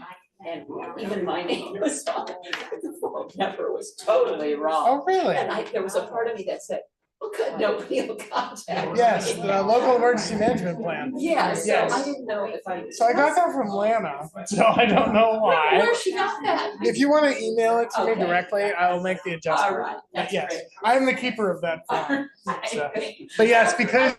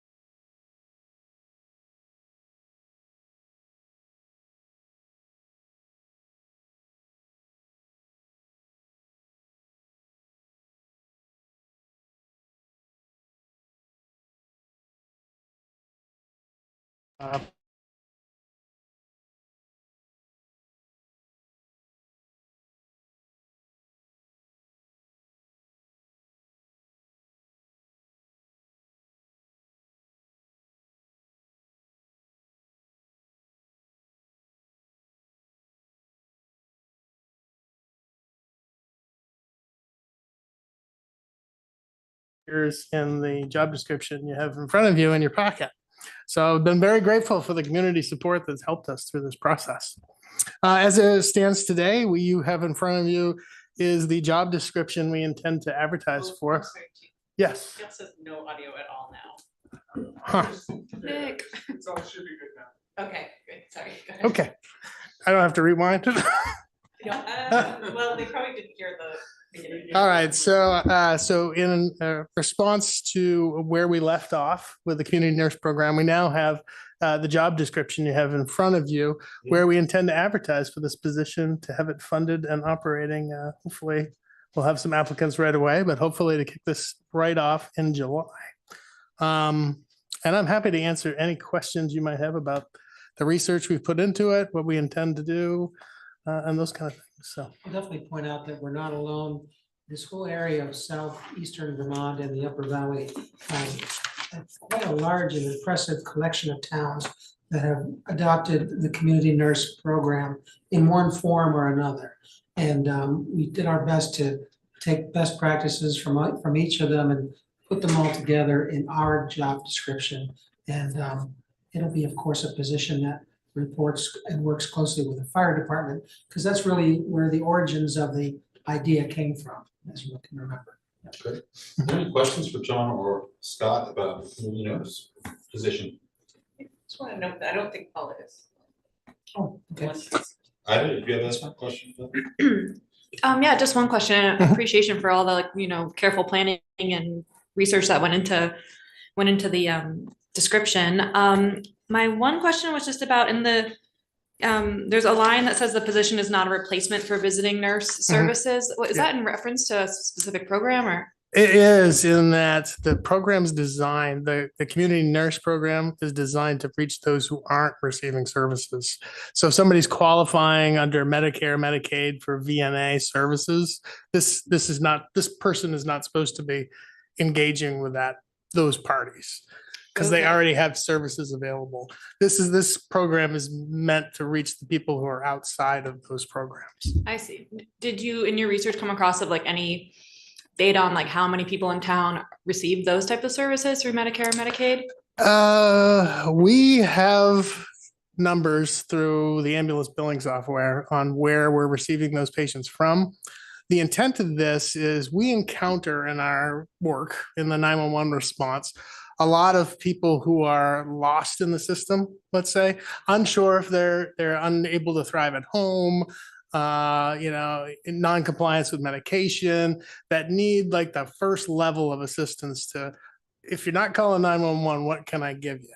And in this case is a community nurse would step in. So once 911 had responded to the residents for a fall or for some other need, we would make the referral to the community nurse, who could then, using the holistic approach of a community nurse, kind of dive into what's going on in the home, what the care plans might be missing in place, and then is there an entity out there that can be the resource for this individual?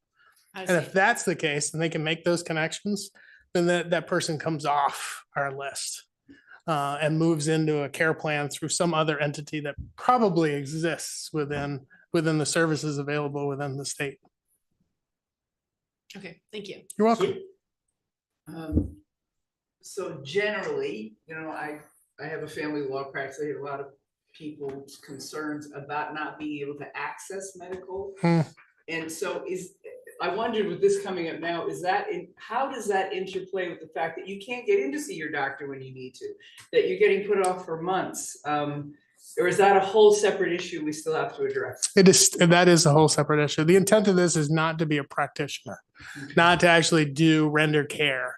It's to facilitate care, to manage, to instruct, those kind of things. That would be partnerships that we'd have with like Red Logan, the healthcare clinic and things like that to provide those kind of services. And we think this person might spend a significant amount of time at the Bugby Center, Mhm. where they might have a good idea, they might be in the cohort that we're trying to reach out to, that was Yep. maybe in need of some quarterback to help them go forward and develop a care plan.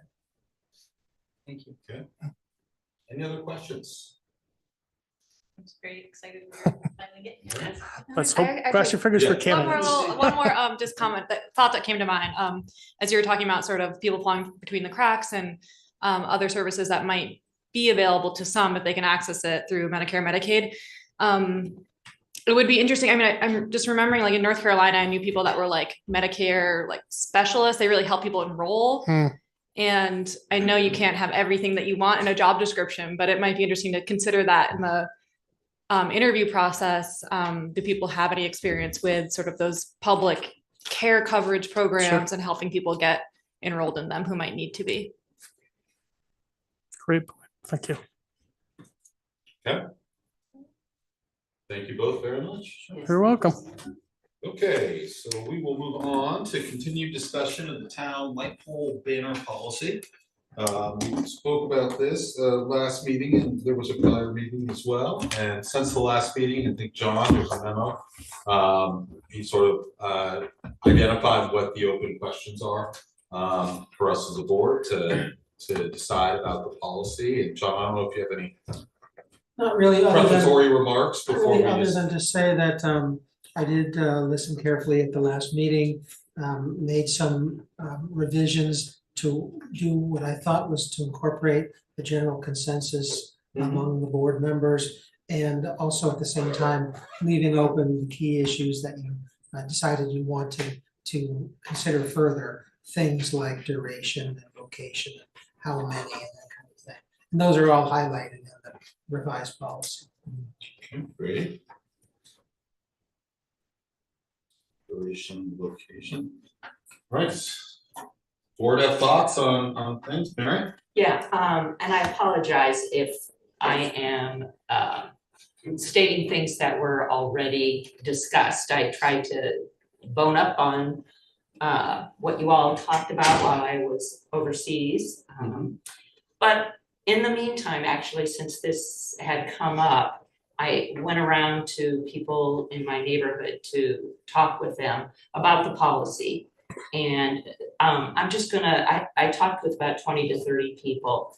And so I'm just gonna share what some of them said. So I solicited my neighbors' opinions regarding the Lightpole policy. What I've heard, and maybe these are not new ideas or thoughts, similar to the emails received by the select board from the public. But there's like 3 areas that I just want to comment on. Number 1, some individuals did not want any banners. Some did not want banners to go beyond 30 days following the flagpole policy to keep it consistent and simple. In the light, and I added this one, in the light of recent lawsuits regarding First Amendment rights and banners, I personally am not currently in favor of anything that might prove litigious for our community. That's been in the newspaper, it's been from VLCT. Secondly, several individuals did not want any banners exposing facial images, citing a lack of privacy, requiring a legally signed document regarding an image under consideration. And number 3, this is something that I just noticed. I don't know why it took me so long, but I noticed that the Lightpole banner policy lists the Department of Parks and Recs as responsible town department to handle this. And I did some research on signs and banners in Vermont. And I came across, and I know signs, banners are maybe 2 different things, but they actually talked about both as signage. It said the Vermont Department of Transportation lists any signs as most likely part of zoning. And I don't know, John, if when you were talking to staff and getting feedback, if they talked about that, because they, Vermont Department of Transportation suggests that there might be permitting involved. I don't know if that's true or not, but I just thought that I would just bring that up. It was just some research that I thought about, and I think that is about it. But anyway, those are some of the thoughts that I gleaned from the 20 or 30 people that I spoke with, just about the Lightpole policy. Thank you, Mary. Any other board members have thoughts? Sue? I'm just reflecting on what different parts of town we live in, because the people that I've talked about this are somewhere between completely bemused and bewildered and outraged that this has caused so much controversy. That people wanting to honor people in their family who have fought fights that we put them to. They didn't go out and make the problem with Europe or with Japan, but they went out and put their bodies on the line for it, that this has become so controversial. It's kind of mind-blowing where I live and the people I know. And maybe that's because I'm married to somebody who was born here and has lived where we lived his entire life, 69 years. But it has upset so many people what we're doing here. And I just wanted that on the record. And military industrial complex and all the rest of it has nothing to do with what these families sacrificed, and asking that the town recognize that just seems so minimal to me. And here we are spending how long regulating that idea? It disturbs me deeply, my family members, and I just want us to get this damn thing done so we can get some of these banners up and stop upsetting the people here. Ben? I personally continue to be besieged by people who question why it is that we're having to address this now after having 250th anniversary signs for the town of Hartford hung up there for close to 2 years. It keeps coming back to me that this is a solution in search of a problem that's been made for it, by way of a group wanting to come before the Board of the Hometown Heroes. And everyone I speak to about this has told me that they feel that there should not be an issue with this, that there was never an issue with hanging banners in the past. And just because it's a controversial issue for some members of our board, that this has come to the point that we're drafting a policy to try to restrict one particular group. And it's disturbing to the people that I speak with as well. And I live somewhat in the same neighborhood outside of the Brockway district as the lady on my right. Kim?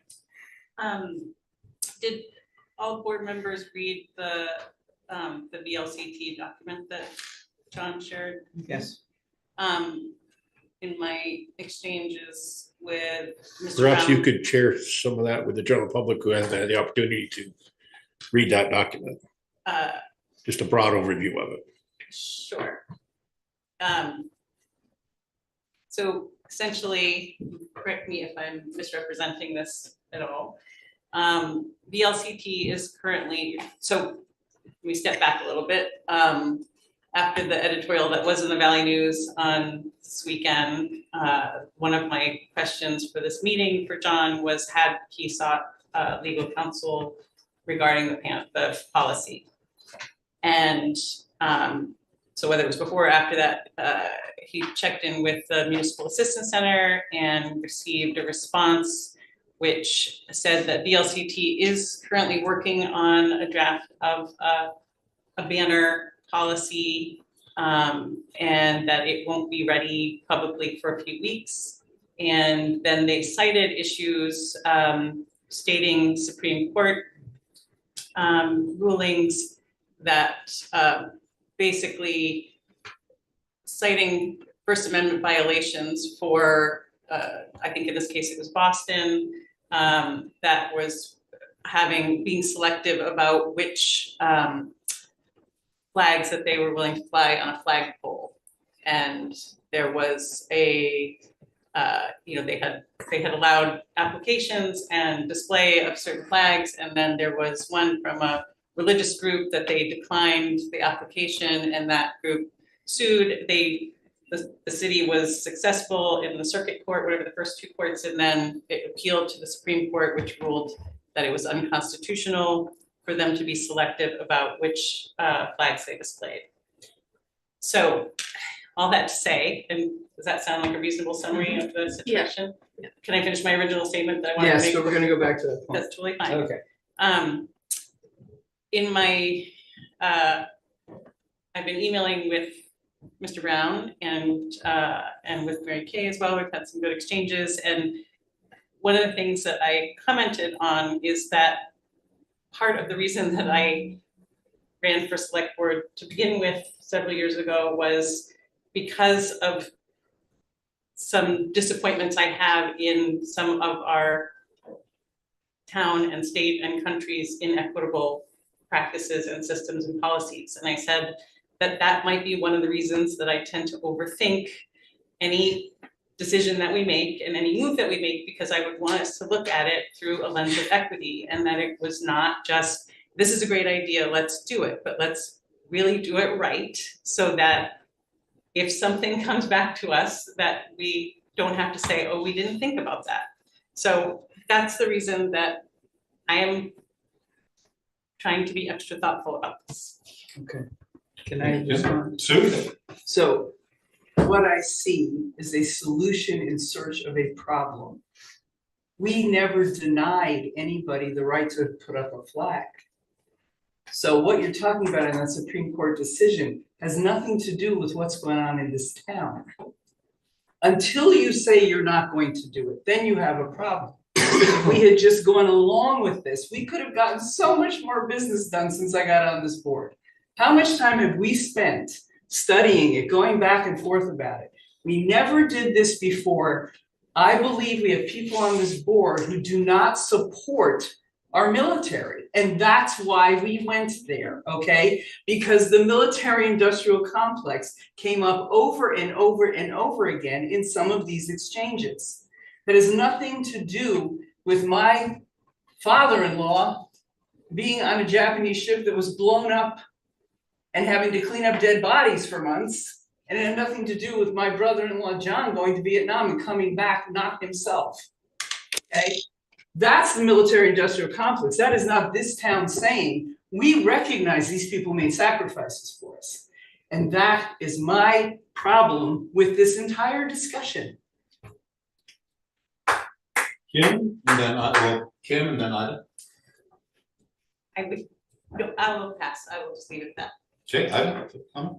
Yeah, I mean, I really understand and appreciate the desire to honor veterans in our town. I just want clarity on, so is your feeling that we should not have a policy? We didn't need a policy until this issue came up. I'm saying that is my problem with this.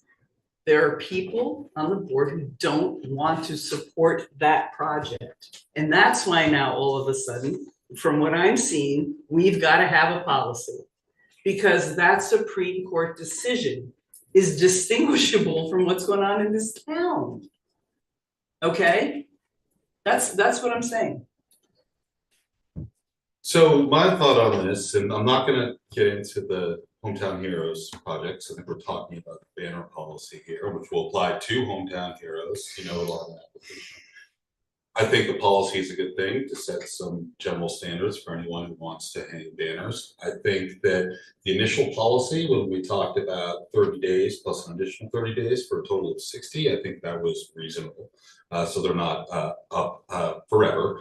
And having an application process and everything, I think it makes a lot of sense. I know there's concern that's been voiced about the Supreme Court decision, and part of the issue in the Supreme Court decision was that Boston didn't have any policy at all. Right, they just basically let anyone fly a flag, and when they finally denied one, they got sued. And one of the issues that's mentioned in the opinion is that they didn't have a policy, right? And by having a policy, it protects us somewhat if we do at some point refuse a banner application. You know, I mean, the worst thing, of course, is if someone comes in with something they want to apply that is clearly offensive to anyone.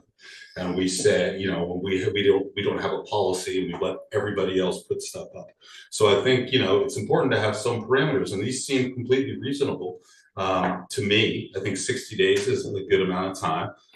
This would allow people to put up the banners without having to incur any costs if they wanted to, and it sets a level playing field for everyone. And it also, you know, sets up an application process. So once this is in place, Hometown Heroes can come to us with their application process. About the policy as well, I know that there's some sort of, you know, the Supreme Court case kind of muddies the waters a little. The VLCT has said, you know, we're drafting a model policy. So they're going to come up with something that they recommend that towns adopt in this instance. They said it wouldn't be public for a couple weeks, right? So the way I see it is either we just figure out the duration, the number of signs, and we pass this. And if they come out with a model policy and we think we need to amend it, we go ahead and do that. Or we wait till they come out with their policy and see what it says, right? I think there's a way to get this policy in place so that groups that want to apply to hang banners can go through the process with us. So, you know, I don't know if there's any agreement with that on the board. If there is, I think that can be a path forward. And what we can do here is sort of talk about time limits, you know, for the banners, whatever else sort of the nuts and bolts are that we need to get into place in order for this to get adopted and for groups that want to hang banners to fill out the application and get the process. So that's my thought on it. I don't know. I'm hearing a lot of stuff. Brandon? Pardon me. I do want to kind of apologize for having made stir, you know, with some of my public comments. But I agree with what Mike just said. That's kind of where I am as well. It just kind of comes to mind like I have to think about the folks applying for banners whose banners I really would hate. You know, like each of us would probably have a banner that they would really hate. You know, contrary to what I've said publicly, the Hometown Heroes banners are not among the banners I would most hate. You know, maybe some folks in this community would hate the banner of the Church of Satan, the character Baphomet, who this is a group of folks who are litigious. They do this to defend freedom of speech. You know, a lot of them are not religious, but they have established this church and they say like it's a religion, and so we want the freedom to do it, right? So they, you know, I imagine they could want to put banners up with that character on it, and you know, we probably could not say no, but I'll tell you, I would really want that banner to be up for like 7 days at a time, like twice a year at most. I don't want to see certain things. I mean, and it could be anything, something that you really don't want to see.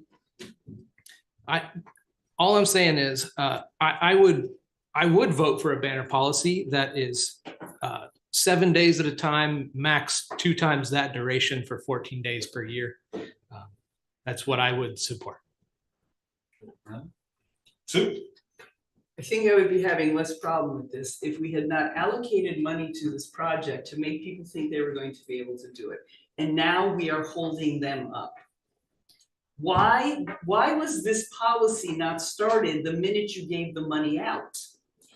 That's what I don't understand. If I remember, the person who made the request and who looked at the meeting said basically like, could you allocate it now? We'll figure everything out later, like the procedural stuff. That is such a load of crap. Jim?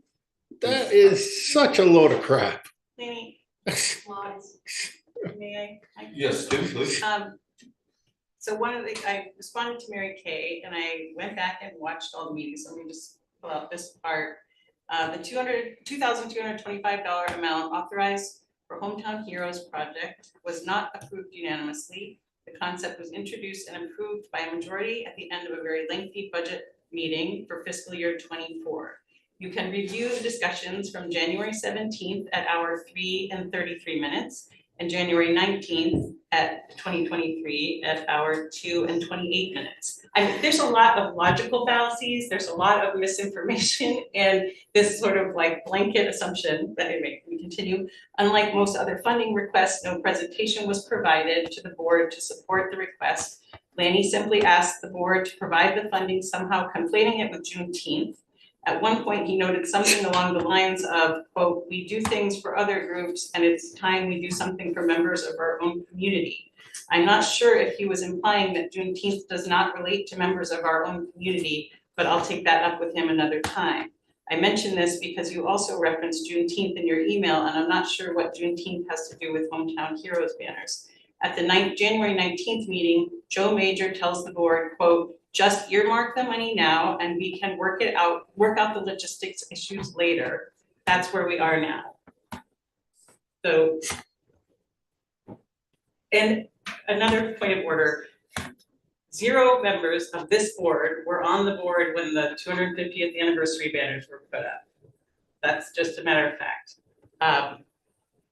The Hometown Heroes banners, I object to not out of disrespect for military service members, and I really resent you making that. What is your assertion. objection? It is the aesthetic of it, and it is also the constitutionality and the First Amendment protection. What does the aesthetic of it mean? Well, one of the things I asked Dennis also, which I said this was we had a personal exchange, and I asked if there was a possibility of them considering, I said, this is a personal request with no consequence for me. If we approve the application, I would not vote against anything for these reasons, but the personal requests were to consider using the blue or green banners instead of the red, white, and blue, and to ask to change it from Hometown Heroes to Hartford Heroes, and that they disqualify service members who are active members or who have been members identified in extremist groups identified by Southern Poverty Law Center. So the aesthetic was all the flags up on the Green Mountain power poles, and then more flag insignia in the downtown. Mary? Yeah, I want to piggyback on what Kim said, because I was one of the members who voted in the majority for the program. And it was later, because of the fact that I really thought, and I asked Joe Major a question at that time, because we'd gone through a whole issue with flags. I asked if we were repeating some of the same things over and over again, and he said no. And it was after I voted yes that I felt that there was a lot of disorganization, because I really thought that what was going to happen is, like we've approved the pride flag, that we'd see these banners for like a week. I didn't realize the huge details that were going to go into it, because to be honest with you, I probably wouldn't have voted that way, but it was my mistake, my fault. But today it's a very different, and it doesn't, again, have anything to do with the good works that veterans have done. I mean, my father was one. We can all name somebody who fought. So that's not the point, though, Sue. Well, and excuse me, I'm not done yet. All right. The point is that I want a policy, if we're going to have a policy, that is accessible to many people, many different walks of life. But at the moment when I've talked, and you can accuse my neighborhood of being, I don't know if you want to call it, a name, but people said, we're done with all this stuff. We're done with, like you, we're done with the arguing that goes on. And that's why majority of the people said, I don't want banners at all. You know, it did say in our banner policy, banners or possibly no banners at all. Because they said, it seems like we're inviting more disagreements, and it hurts the town and what people feel. I just am concerned about a lot of the litigious issues that would go around with it. Now that, you know, this has been in newspapers, this is VLCT, I just, I'm uncomfortable with the fallout from this. I am too. But Yeah. we're, you know, so we're discussing. It has this. divided the town way more, and I wish you had started on this policy as soon as they came in for the money. Yeah, Sue? why didn't you? I would encourage you, I'll forward this email to you, it's public record. I've seen it already. Okay, Yes. that's so. Did you watch those videos? Because. No, I don't have time to do that Right, much well, I stuff. took several hours reviewing those videos, Yeah. so I just want you to know that like just mischaracterizing the situation, which was, it was literally, 10 o'clock at night and may I finish, please? It was not my question, but go ahead I and know. finish. But the reason we did not start, This. that literally like, the select board member was chastised during that meeting for introducing something at such a late date. And then it was kind of swept in under, and then at the December 5th, 2023 meeting, select board meeting, Lanny requested an additional $2,000 for Hometown Heroes banners, and the majority of the board was not in support of including it for funding 25. So there wasn't any proposal brought before the board, like there wasn't anything to establish a policy about until the group formed a committee and came to us with a request, and that is what prompted the need for a policy. There was none here that was here with the 250th anniversary, and that was fun. I just want to add one more thing. I reached out, I was trying to find other Vermont towns that had Hometown Heroes banners, or just a banner policy, just a Lightpole banner policy to begin with, just to look at what other towns are doing. The closest I could come, because I found an article about, a news article about Bennington, Bennington has a request in front of them currently for Hometown Heroes banners, which is a program outside of the downtown. It sounds like it's similar. It's on Green Mountain Poles. It's for 3 years. I think it is a similar program to what the Legion Post 84 did with the flags. And that program, that one, the Hometown Heroes banners request, is officially sponsored by the American Legion and their VFW post. And when it comes to their downtown banners, it's a program that is strictly coordinated by it's called the Better Bennington Corporation, which is their downtown business association, so that the municipality doesn't even have anything to do with what banners go in the downtown. It's the business district that does it. I'm just citing that as an example of, I couldn't find another Vermont town, maybe you know of some others that have adopted the Hometown Heroes banners or have another kind of banner program.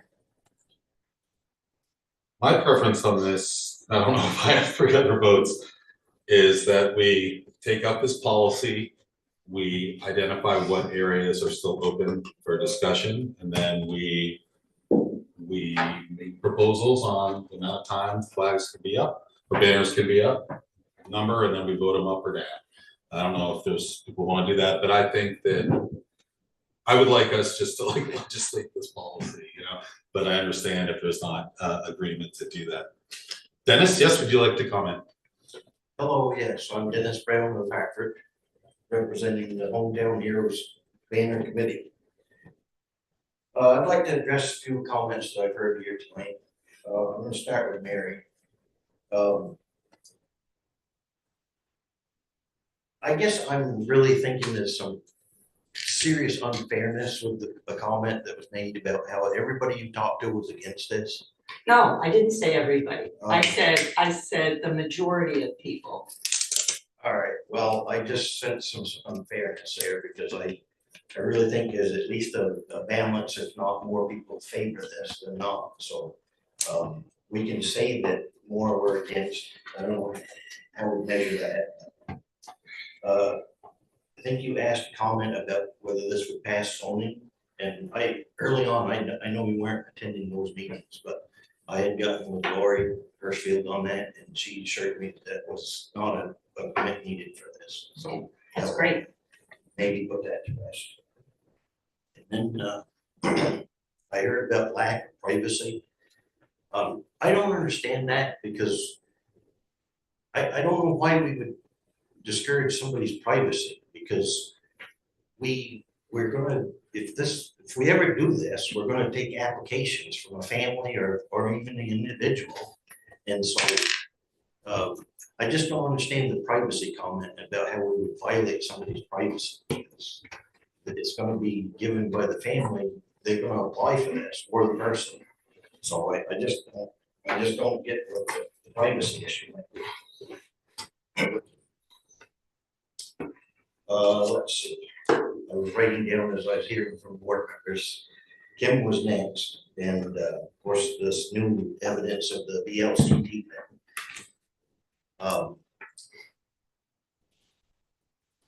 I don't know about what the Supreme Court's gonna do with this thing. I do know that many towns have embraced this plan. And I refer to one of my brothers that lives in Maryland. The town he's in is not that bad, Mount Airy. I just learned, I guess, that Chief Caston must live there, former chief. And they have 142 of these banners, and they initially put them up for 6 months, he tells me. And then the town said, let's keep them up for a year. So I just don't know, all the roadblocks to stop or prevent this. We can deal with court's view on this and whatnot, but I was through Franklin, New Hampshire earlier today, and they have them up, and I thought they looked really nice. They just found ways, and I guess I'm a little troubled by the fact that this. I never looked at the videos of when this was initiated, so I'm going off what I'm hearing from board members and others. But all right, so I'm hearing that this wasn't unanimous, but it was voted in apparently. So I just don't know why we're debating a thing that, do we only move forward with a unanimous vote on stuff? No, I was just correcting the record. Oh, okay, well, I think I just don't know why that's relevant to that it wasn't unanimous. Because it was mischaracterized as being unanimous. Okay, That's I have to take everybody's word for it, because I did not research that. And yes, Kim has been kind enough to email me some great comments. And I think I failed you a little bit in that the idea of having Hartford heroes instead of hometown heroes, I thought it was an excellent idea. I really like it. I called the banner company yesterday, and I think it was a answering service or something, because I did talk to a person, but they couldn't help me, but they took all my information and they said, we'll get back to you within 24 hours. Well, it's probably more like 35 hours now, and I haven't heard from them. So I don't have an answer on that. I can only guess, but I would think that they'd be able to put Hartford instead of hometown. But I don't have the confirmation on that. And as far as the color goes, I do like red, white, blue. I love that. But I'm flexible on it. This is me speaking in behalf of our committee, but the blue and the green ones I thought looked great. They had stars and stuff. I mean, they're a little different than the red, white, and blue, but they look nice. I don't. That's not a deal breaker for me.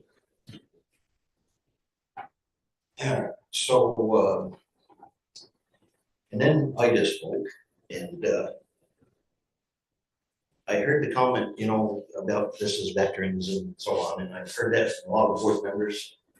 We're forgetting that we are hoping, if this ever gets done, to include first responders, and I never hear that we got some superheroes in our fire and police department, and I hope that we can, if we get this done, we can recognize them as well, but they seem to get forgotten and get into all this military stuff. I just want to bring that in. So then we're hearing about the 30 and 30, and now 7 days twice a year and so on. I've been pleading with you folks that we're going to be putting these up and down. We can't, the committee doesn't even have the money to pay the town to do this, the $30 fee. That just isn't going to work. And I never intended that to be that way anyways. I know that one of us has a 14-foot ladder, and I figured we'd go out and put these up. But,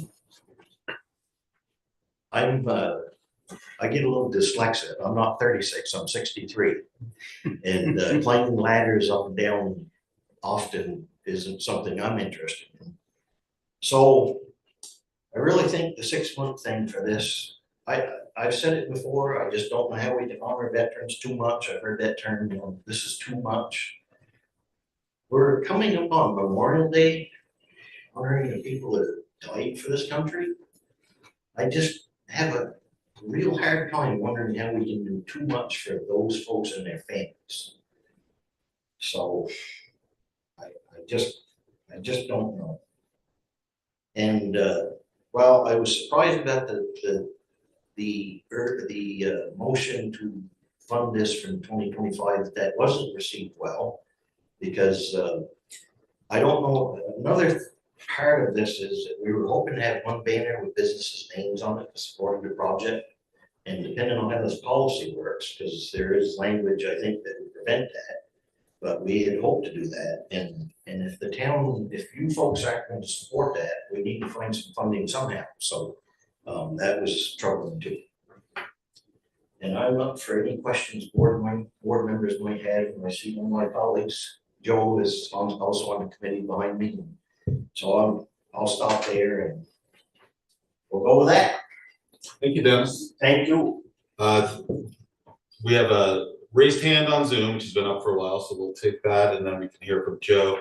Based sort of on my count of what I'm seeing, I think there's two things here, right? Like if we don't get a banner policy, this is never going to happen, frankly. And if we get one, this project is likely to go forward. And so, you know, if we can get 4 people who were like, we give and we take, all right, maybe I was like 30 days at a time, 60 max. Maybe I'm like 30 days, 90 max, right? Like, I think there's ways for people to come together. Not everybody gets everything, you know, but I do think that if we don't adopt a policy, this just isn't going to happen. And I'd like us to adopt a policy so we can move forward on that. And I think the differences between us on how long they're up, where they're displayed, are things where there can be some give and take. That's my thought. Let's hear from Mike Morris, who's had his hand up. Go ahead, Mike.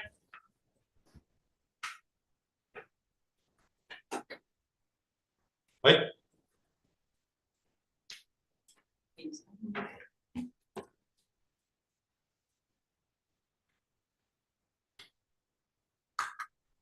Hi, Mike, can you hear us? We can't hear you, Mike. Mike, we're going to come back to you. Ida had something, and then Joe, and then we'll come back to you, Mike, and see if we can get you. We recognize that you're there. We'll hear from you if we can get your audio.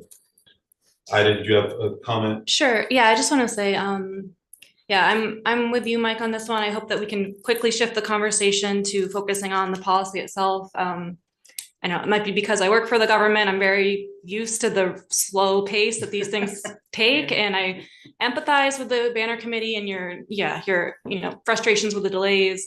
My point of view is just, unfortunately, like I do agree. I mean, I do believe that a policy is an important step in the process, and I heard you say that, Joe, last time we met, and I agree with you on that. It's just, I mean, in my day job, I've been in an 8-month process essentially to go through the proper procedures to get approval so I can send a survey to veterans to better understand their civil legal needs. And that's going to take, research goes slow and government moves slow. So I'm just accustomed to that in my work. And I am all for focusing on the next step in the process, which is to take a look specifically at a policy, which is not specific to the Hometown Heroes project. It's specific to our town. And then we can allow, the next step to happen after that. Point of information. Yeah, I think it's a very broad mischaracterization to say that this won't move forward if we don't have a banners policy, because any organization or a group of individuals can take this before the voters, have a petition to be on the ballot. So should this group decide to take that route, or any group decide to take the route of petitioning the voters, they have that ability. So it's a mischaracterization to say that we have to have this for banners to go up. Can I just, I don't- point of clarification, yeah, so it sounds like as a board, we're not on the same page, that a policy is the next step. Is that, you're not? We should establish a policy, but however, if a group of individuals, organization wants to override the select board, they have the ability to get a petition signed by the voters to have it put on the ballot, and we have to honor that. Okay, yeah, that's helpful information, but just so we're clear, our next step is to, If we wish to go forward Approve a with this, we policy. can do that, but it is a mischaracterization to say that the only way we can proceed forward with Hometown Heroes is to craft this policy. yeah, that's great. There's different avenues. Joe, would you like to weigh in? So I'm at home and I hear my name over and over again, so I come down and want to talk. First of all, Dennis, you are incredibly more diplomatic than I am. This is ridiculous. I do believe that there should be a policy. I am in full, Ida, you took the words right out of my mouth. There should be a policy. So everyone is on a level playing field, they know what the parameters are, and then we move forward from that. Lanny obviously is correct in if any changes to that policy or extensions or deletions of that policy is brought before the people of Hartford, then you need to do it that way as well. But I went to another board meeting that I was at and came back, and we're still talking about this. And we're over and over again. This, believe me, if there are times where I just want to throw my hands up and just go, Uncle, this is, I'm shocked. And the different colors and the aesthetics and it, I'm not quite sure if that would have been brought to other organizations that people agreed with. That's disappointing. We all have an inert way of thinking that something is nice looking or not nice looking. If it's offensive, yes, absolutely. This board should say, no, that shouldn't go. But we can't, Pardon me? we can't. You can't what? We can't say no to that. That is violation of someone's First Amendment right. Even if we don't have a policy. If you I do think not the have key a is- policy, you have two lawyers that just told you what. Kim, you have two lawyers on Okay, your Joe, panel. come on, keep it I'm civil. sorry. You have two lawyers that just said, this is what the situation is. I'm addressing what she said. Okay, she. You have two lawyers that just said that. You have absolute free speech to feel the way you feel, and I will support that every day and twice on Sunday.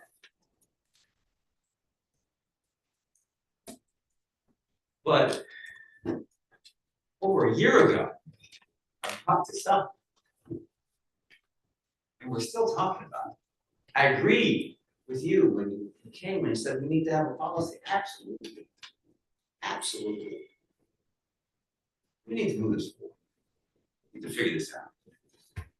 Come on, guys. Not continue to put hurdles up. You know, I'm sure, and I haven't looked, and forgive me, I haven't looked at the agenda tonight. But I'm sure you have other things. And I think you have an executive session tonight. I want you to go home before midnight. Thank you. Really.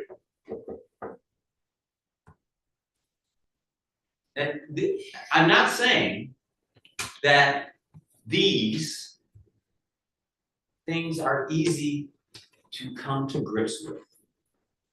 In fact, sometimes they're hard. But you know what? You as a select board representing this town need to handle hard better.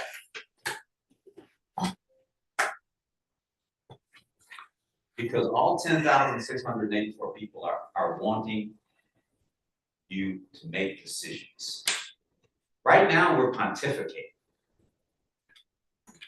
put something on the floor, make a decision, and go forward. Thank you. Joe, Lanny, and then Brendan? The difficulty that we face as a board right now is this board is prejudiced against hometown heroes. And in that light, because we're asking to draw up a policy that is influenced by the group that is Hometown Heroes banners. This group of individuals that is sitting here is going to try to craft a policy that is not going to allow the honor, or no, I'm not going to go honor. This group, because they're prejudiced against hometown heroes, is going to try to craft a policy that is detrimental to the very cause that this group is bringing before. Not any other group out there whatsoever, but because this one is before it. This group of hometown heroes folks is before us. This is the only one that we have to reflect upon for a banner Lightpole policy. And because it is the only one that we have to reflect upon, many members of this board are prejudiced against it and are going to create a policy that is going to deny what these folks are looking for. And if you can tell me if I'm wrong, but look into your heart and say I'm wrong, because you all know that I'm right. Brandon, if you had a comment, and then if this is how it's gonna go, we're gonna wrap this up. I mean, Ida mentioned, you know, we wanna work on the policy. The people who are in favor of hometown heroes on the board say, yeah, let's do the policy. Then we got 4 people. We can hash out how long they're gonna be up, how many polls they go on. Dennis and his group can put in an application and it can come before us, right? So maybe that, I mean, that's what I've been advocating here, is separate the banner policy from the hometown heroes, right? Okay, maybe you guys don't get it for 6 months. Maybe the board's like it's 45 days, 60 days, right? That's what we do. We go back and forth on it. Brandon, and then I think we still have a comment from Mike, just if he can join us. Brandon, go ahead. Thank you. In every other way that I've seen on the board so far, this board and even most of the town staff have been working to alleviate the town's liability. And, you know, we should, honestly, because in the event this town faces a lawsuit, the taxpayers are funding our defense attorneys. You know, I'm not sure how much they cost. I know a lot of attorneys cost $300 or $500 an hour. And I see myself as one bit of protection against that. As we just heard, there is Supreme Court precedent for people suing based on, you know, the boards regulating or city councils regulating the content of these banners.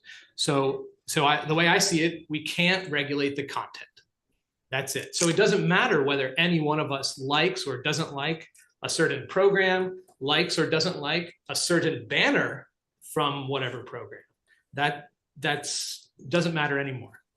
So all that's before us is the question of how to allocate a limited town resource, how to make it fair so that private groups can use a limited town resource, right?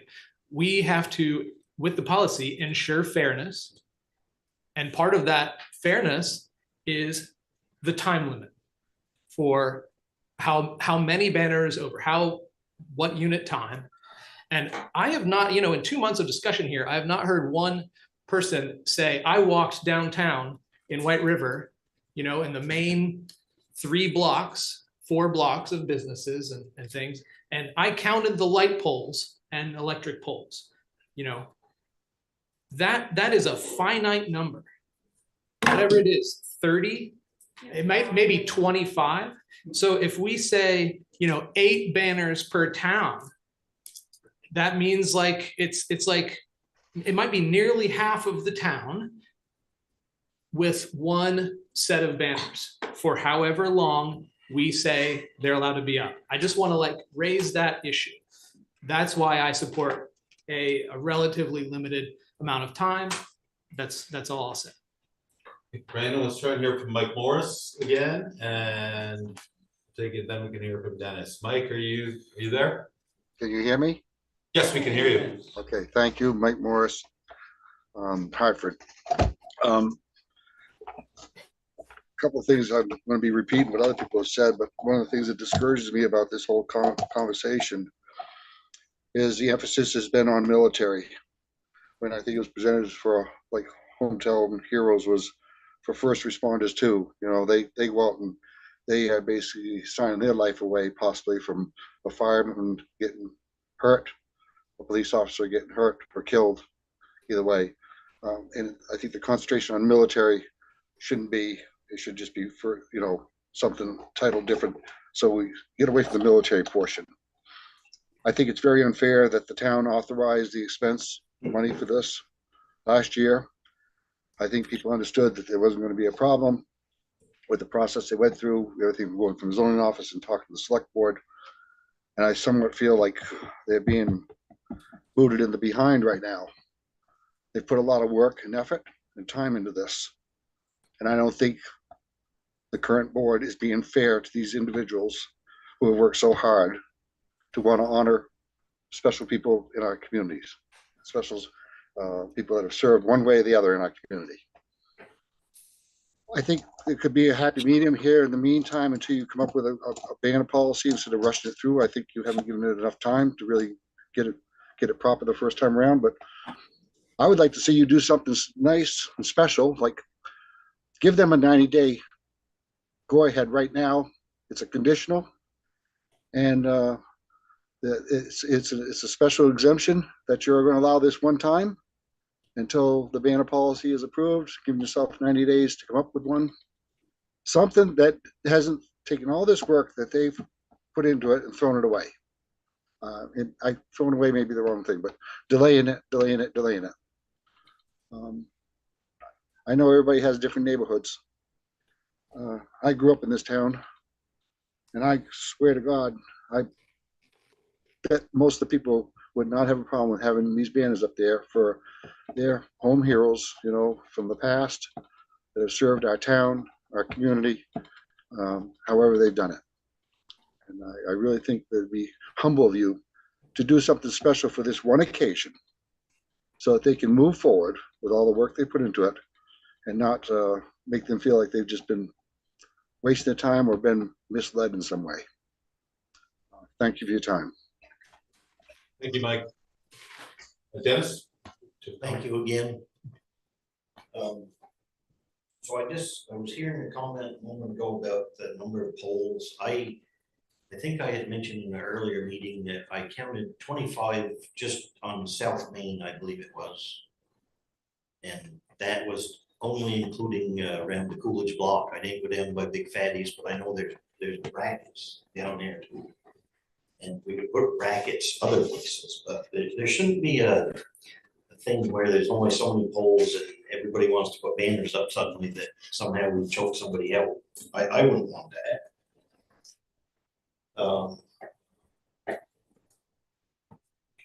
Yeah, the concept of putting these up for 7 days or even 30, I mean, we're gonna have to spend quite a bit of money to do this and effort, put them up and down.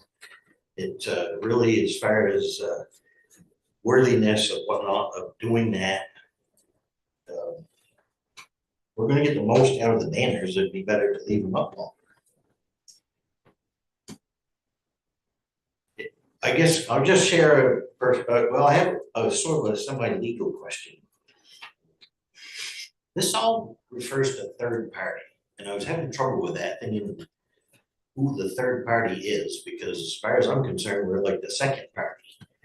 And so I looked up third party definition, is a person or group besides the two primarily involved in the situation.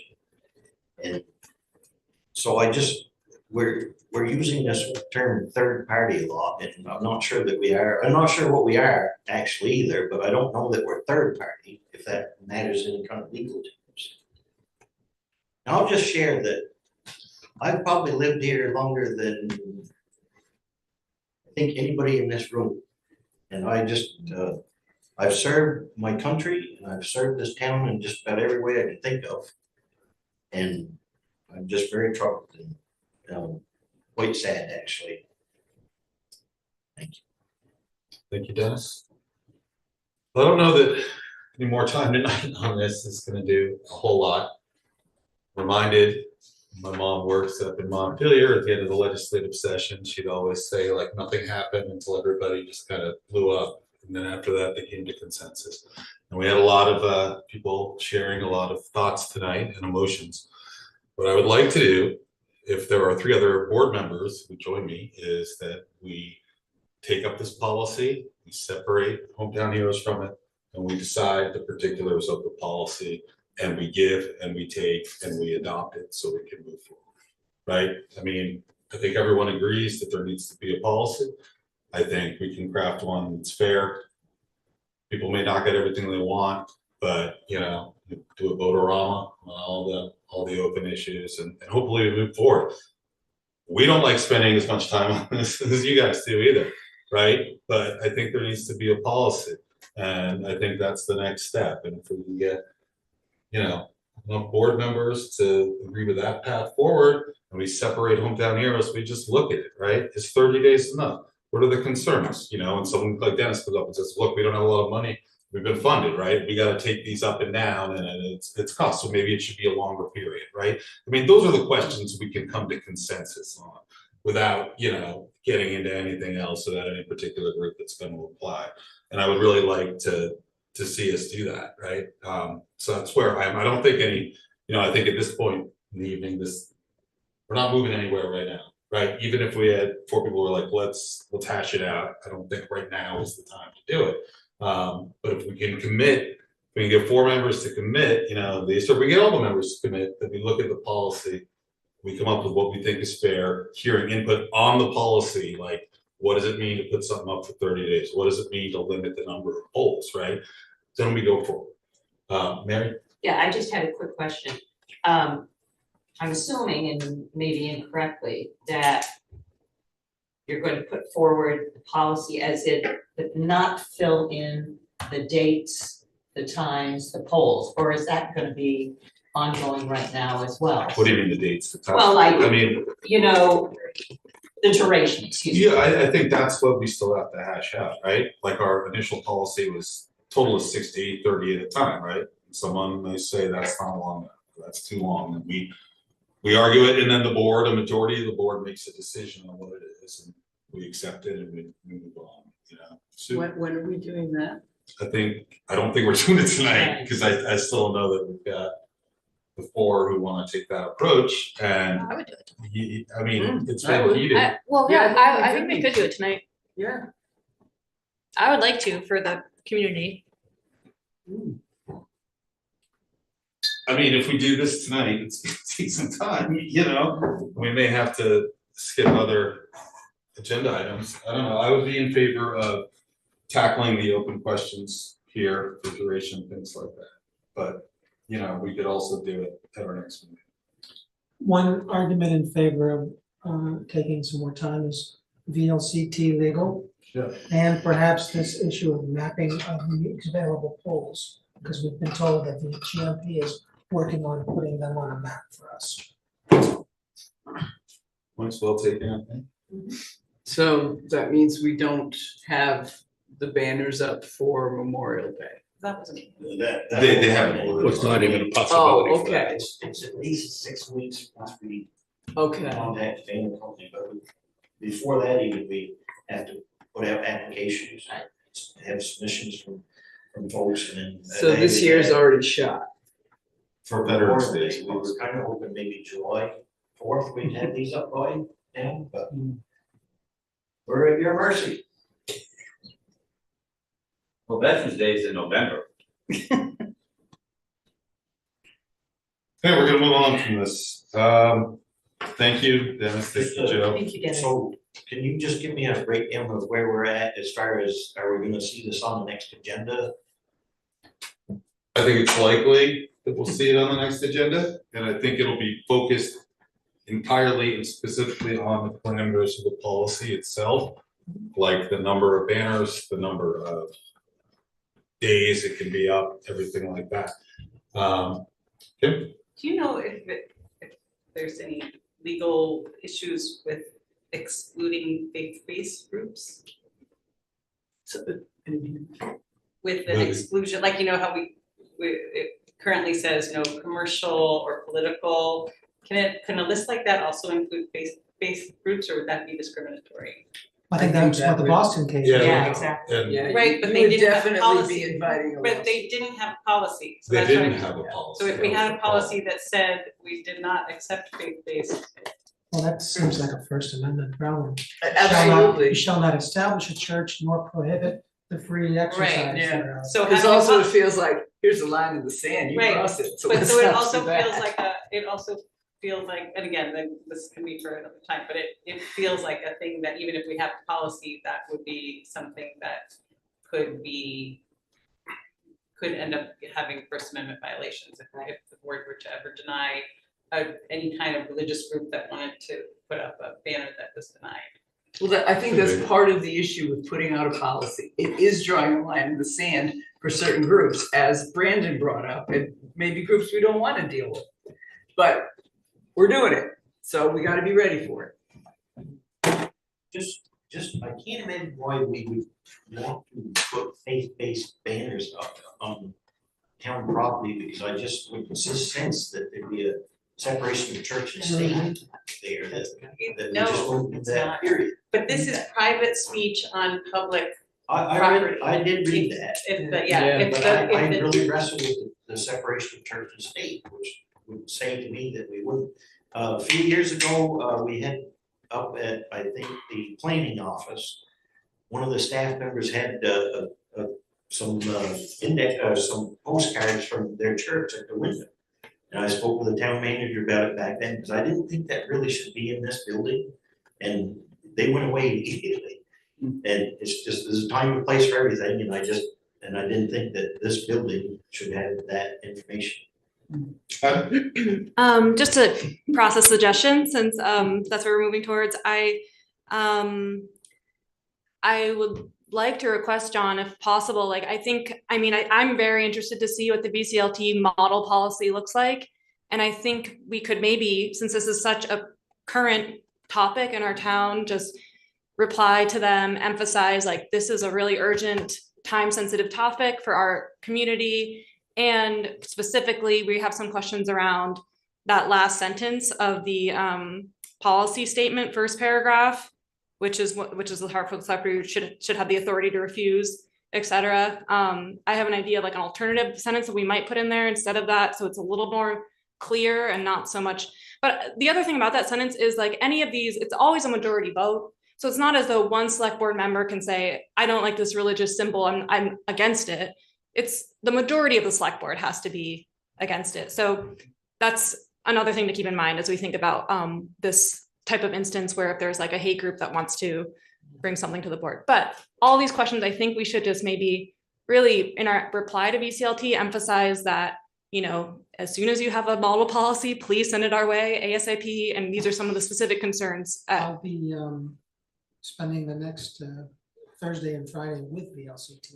So that'll be an opportunity. Yeah, if you could relay, like if they have a draft, you could see and see if it addresses some of the conversation, the conversation that we're having, because as much clarity we can have from them on what this policy should look like, I think will help us move forward in that next step. Okay. I just have one question, Dennis, Joe.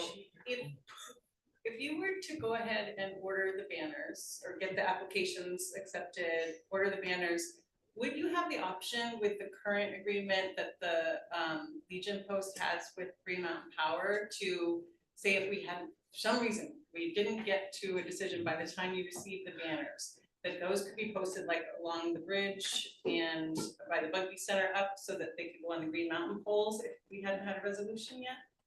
Potentially for until the Veterans Day? That's a good idea. Well, I guess the answer is maybe. The reason I say that is because there's a couple of things. One thing is the committee talked about doing that initially. And of course, cars on that part of the road are going 40 miles an hour. So it really, nobody's gonna really see the banners. There's gonna be really no value. That's what attracted us to downtown, where you got pedestrians walking around who could actually study these things. And then the other thing is the Legion, Scott Holmes particularly, has made a tool where he slides the flag up into the bracket and mounts it. So if these banners are there, they're gonna be in the way of that. So it's just, yes, I guess you could, but I just don't see much value in doing that because the cars will be going so fast anyways, they're really not gonna see much. Well, they're doing the road diet to slow down the traffic and the bridge goes pretty slow. But anyway, I mean, in a lot of the, oh, sorry, I'm speaking out of turn. Joe, and then I think we can move on to. I had one more thing. Oh, yeah, okay, you guys. When Joe's done. Cause I'm on the board of VLCT, I will be up there on Thursday in Montpelier, so I'll investigate this as well.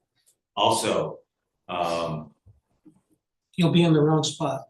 It's up at J Peak. you'll be at, but I'll be at my. Ah, okay. My board meeting. You might find them all up at J Peak. Who knows? The other thing is I just really believe go ahead, establish the policy, and then we work around. I think that's the key that we go from here. Establish that baseline, and don't be afraid of being sued. It's the American way. You're gonna get sued. You're gonna get sued. Well, I got another lawyer here who's laughing. All the lawyers are laughing. Then you're gonna. You let the cat out of the bag. Well, yes. Come on. But you cannot be. I was in your shoes a few years ago and was part of mediations of suits. It's going to happen on sometimes the most inane things. So it happens.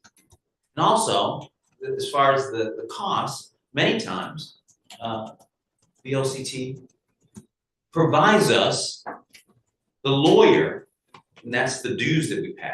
And that's part of it, depending on what it is. So don't be afraid of that. Don't be afraid of that. Make the policy and then go from there, because any ordinance or law can be challenged at any time.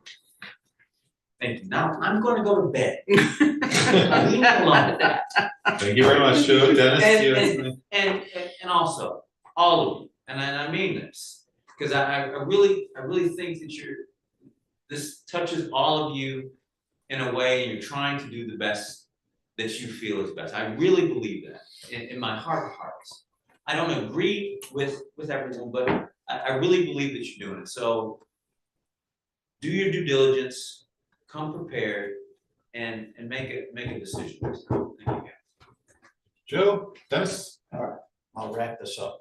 So, having sat where you folks are sitting here not so long ago, I'm just wondering if instead of doing this during the meeting, which you have to be here till midnight for, I'm just curious if you want to have a special meeting or another meeting to talk about this topic or something, because there's a lot of views and a lot of discussion.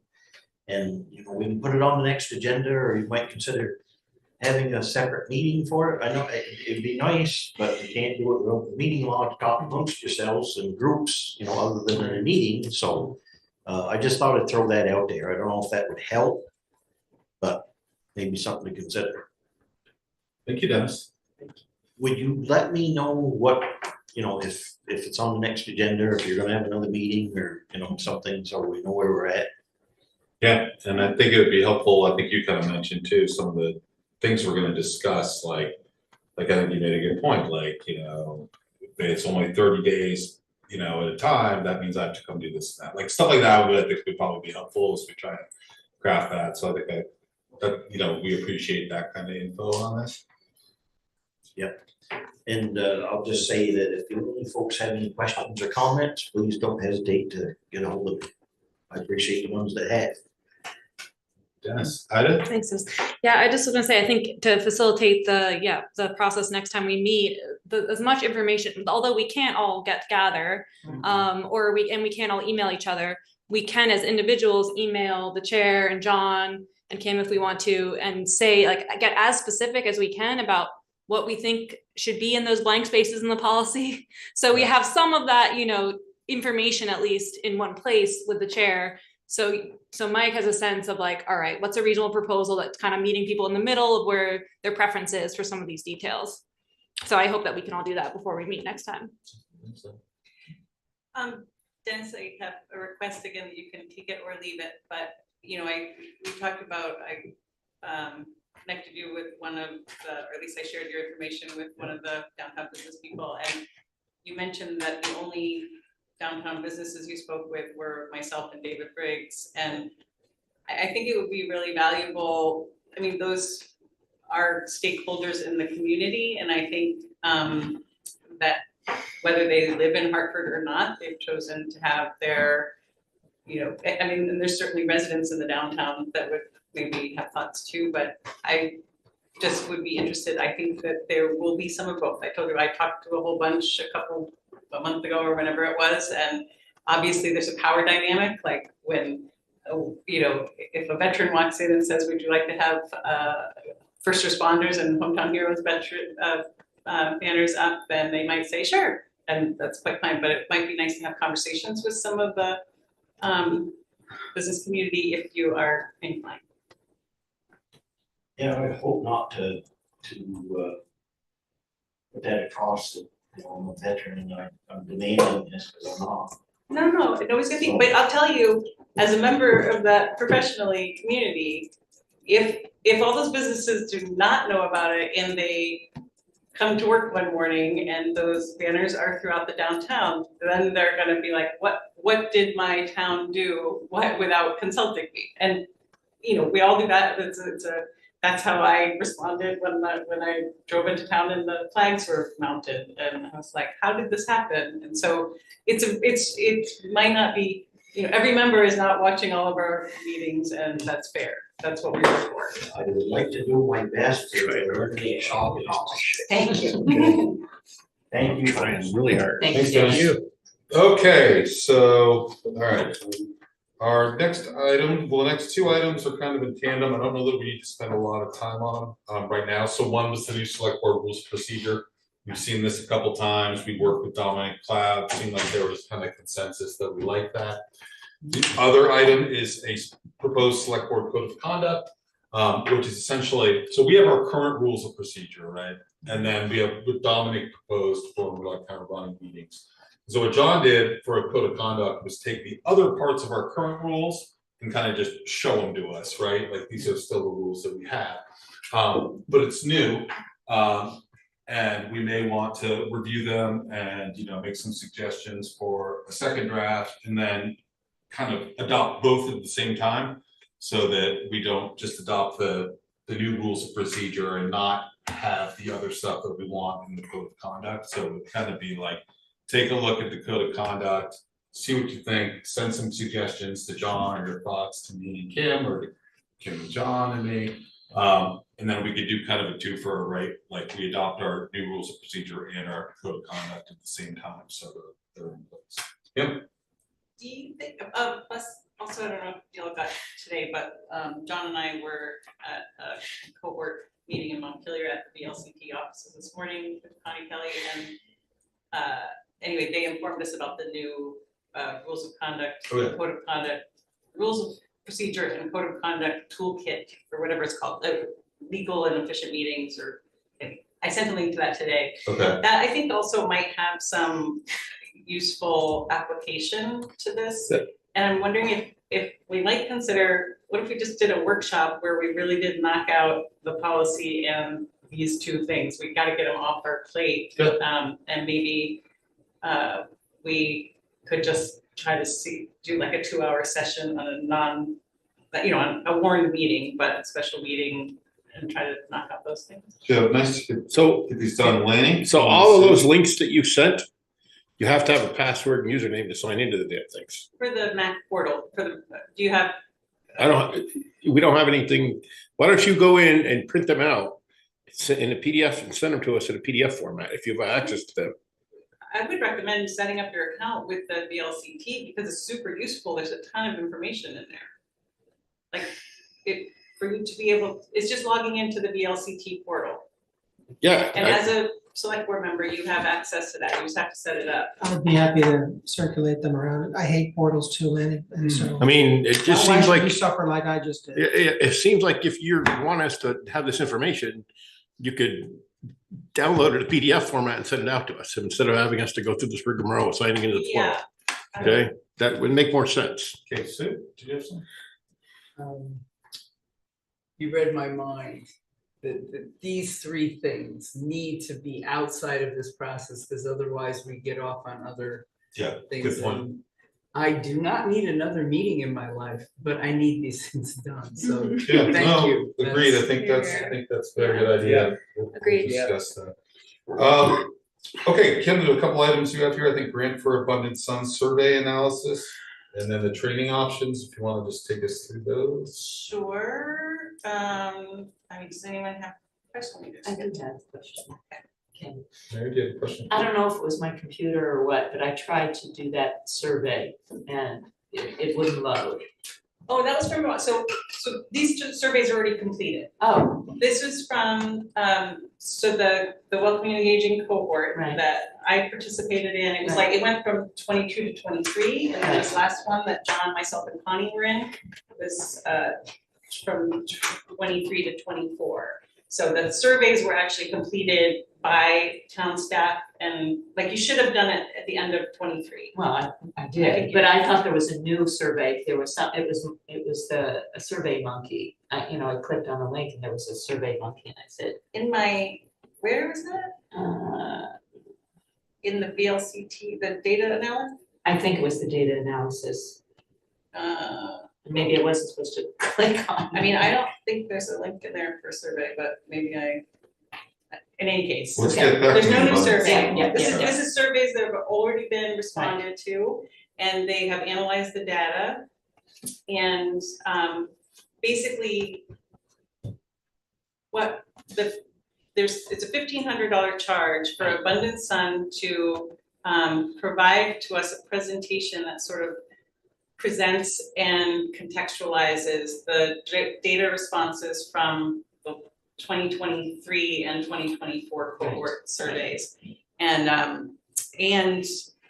the Vermont Community Foundation has offered to cover that, and they've already sent the check. The finance department has not deposited it yet, because even though this is something the town manager could definitely just sign off on, the finance department just wanted it to be like, for full transparency, just to make sure the board, this is something the board wants to do. Okay. So that's the motion that we accept the $1,500 Vermont Community Foundation grant. Any questions for Kim? I'll take a motion on that one. Mr. Chair. Yes. I move that the select board accept the $1,500 Vermont Community Foundation grant and engage with Abundant Sun to provide a presentation of the Belonging and Inclusion Index survey to the Hartford Select Board. Great. We have a second? I'll second the motion. We have a second from Mary. Any discussion on this one? I see none. All those in favor say aye. Aye. Opposed? Okay. And then Kim, you had another memo about select board training coordination. Yeah, by all means, if anyone else would like to take on this task, feel free. But I think, I'm hoping for, and ultimately, like, what would be great. You do it so well. I mean, ideally, what would be great is if we do kind of, like, perhaps we'll get into it, we might find a couple of workshops, trainings that we say, oh, this is something every board should do every year, so, and then it can kind of go into, but in the meantime, right now, we're still just figuring out what the best avenues are. So if you are, and we do have funding encumbered for this purpose of select board training. There's also been kind of informal discussion about whether or not we would like to do a strategic planning session, which the last time the board did it, I believe, was in 2019. So this would be like a 5-year later from that, where we came up with the documents like this, and there were a couple other things. So if the board is interested in that, I could also research facilitators to just do an evening or an afternoon or something like that with us for that. So that's basically what I'm suggesting. I just wanted, it's not, I can't go doing stuff on behalf of the board unless the board directs me to do it. So that's what I'm asking for. Anyone like to make a motion? Sure, Mr. Chair. Sure. I move that the select board delegate Vice Chair Kim Souza to research and coordinate a plan for board development trainings and a strategic planning session, and to effectuate a plan pending select board approval. Great. Do you have a second? Sorry. Do you have a second, Sue? Okay, any discussion? All those in favor say aye. Aye. Close. Okay, great. And then, can I just add, I'm sorry, Yeah. I did the discussion, but I think that we talked about this last time. We said send ideas for training to John. Now Yeah. you could probably send it to me and John. I think we should do an escape room. Do what? We'd be great Escape at room? Oh. That should be a good bonding. Yeah. Okay, so we're on the commission Imagine that. reports. Lanny, do you have any commission reports? I have nothing. Sue, anything? No. Ida? Okay, I looked up, okay, so the Energy Commission, the meeting was canceled because there was not a quorum, the May 7th meeting. Tree Board had a really successful Arbor Day tree sale, and they raised $1,610. And Resilient, yes, and they're also doing a couple things upcoming, one of which I was particularly interested in because they're leading a tree walk at the VA campus this Saturday at 10 a.m. And so members of the tree board are going to be leading a walk to identify trees around the VA property. And they're also doing a big planting event Wednesday, May 22nd at 9 a.m. I don't know exactly where that is, but I can share and find out if people want to know. And Resilient Hartford, they're focused on the Clifford Park Food Forest, which is over in West Hartford. And they're gonna have their meeting there on Tuesday, the 28th, and then followed by doing some work in that park and food forest. Great, thank you, Ida. Mary? Could I- Oh, sorry, yes, Sue? There was a meeting of the Parks and Rec Commission, which coincided with my annual eye doctor. Okay. I was there in half an hour and they were done. So when they said there was nothing to report, I did show up. Okay, all right. All right, fair enough. We'll note that. Mary? Nothing. Nothing? Brandon, anything? None. Kim, anything? But it also occurs to me, sort of this is select board comments, but the unveiling of the World War II Memorial is going on May 27th at Veterans Park. What's the time of that? I think it's early afternoon. 1 p.m. I have it as 1 p.m. on my calendar. Memorial Day. Planning Commission met on May 7th as the town plan economic development chapter update steering committees groups. So sort of an offshoot of the Planning Commission. And they received the preliminary summary of the responses to the economic development survey from Better City. The consultants working with the town plan. Oh, this is, John talked about this already, so we can put this in the minutes, but I think if anyone wants more specifics of that discussion, details in the May 7th Planning Commission minutes. Okay, thank you, Kim. I do not have any commission reports. Consent agenda, anyone would like to make a motion?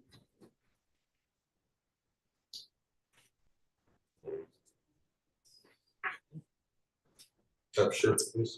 Mr. Chair, I move that the select board approve payroll ending May 11, 2024, the AP manifest of May 10 and May 16, 2024, and approve meeting minutes of April 30th and the updated minutes of April 16th, 2024. Okay, we have a second. Second. Second, Brandon, any discussion? Okay, all those in favor say aye. Aye. Opposed? Okay, that's the consent agenda. We have executive session. That's kind of the board's prerogative. If they want to go in at this hour. Yes. I will note that there's two separate executive session matters, and you might want to vote on them together or separately. It's up to you. Okay. For the second one, pending litigation, what is the urgency of that? There's been a settlement offer tendered Okay. by one of the So if we parties. go in executive session, we should do that one. Well, for sure. I just didn't know if the board, if the full board or the majority of the board was in favor of going into executive session for that first matter. We can do both of them. We have motions in front of us. So we would have to do all three and second and vote on them. So if someone wants to make a motion. Sorry, all three, I don't need two. That should be on your desk. You got one too. Do the pending litigation, we have to Oh, yeah. do two motions. Oh, sorry, okay, yes, sorry. All right, well, if anyone wants to make a motion, they can. To move that we go into executive session? Yep. Okay, Mr. Chair, I move that we go in. Read it. Wait, but don't we have to be in the session to do that? No, read what's in front of you. Move that the select board go We into do them separately, executive. though? The first That's and my two point, and because three. they're for two Right. separate purposes. Right. So the first vote would be on one, and then you would move 2 and 3 together, and that would be our second vote. I know it sounds a little weird, but to go in for pending litigation, Oh. you have to do 2 and 3, right? So the first motion anyone can make is number 1, and we'll second it. All right, I move that the select board go into executive session for the evaluation of a public official pursuant to 1 VSA section 313A3. Do I have a second? I'll second. Any discussion on this one? Okay, all those in favor say aye. Aye. Aye. Okay, and then we'll take a motion for 2 and 3. I'll take a motion for 2, then a motion for 3. Mr. Chair. Yep. I just would like it recorded that I abstained from that vote number 1. Okay, great, we'll note that in the minutes. And I'm gonna vote no on that one, actually. On 1, Yeah, on one, Okay. yeah.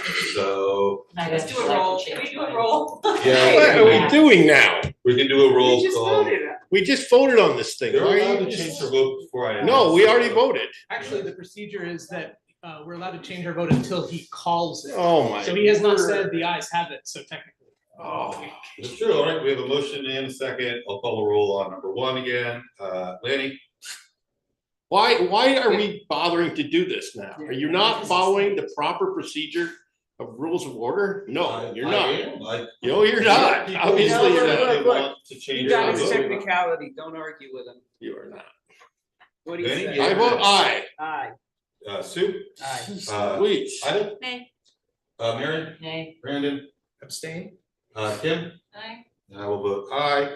All right, we will go to number 2, if we want. You gonna call that one? So we don't have any more We need to discussion call on this? it So we don't get brought back again. Call the roll. Call the roll. Call the That's what vote. I'm saying. You Call did the not vote. say the ayes have it, which is why we had to go through that again. right? Wow, Mike. People change their votes is why. we Yeah, do that. but The ayes have if it. you called it, they couldn't have. That's what Brandon pointed out to us.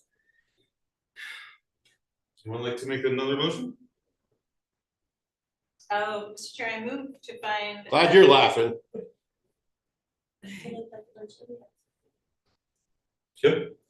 I move to find that there are legal matters involving the town and premature general public knowledge would clearly place the town and or persons at a substantial disadvantage. We have to vote on that first? No, I think you can move them both together. Okay. And that the select board go into executive session to discuss a pending regulatory matter in which the town may become involved and attorney-client communications made for the purpose of providing professional services as set forth in 1 VSA section 3133A1E and F. Okay, do we have a second? Second. Seconded. Sue? Lanny did. Lanny was gonna say, this loud. All right, any discussion? All those in favor say aye. Aye. Opposed? Yeah, the ayes have it, and we are going into executive session. Don't forget to sign your paperwork. Alright. Yes, thank you. That's fine.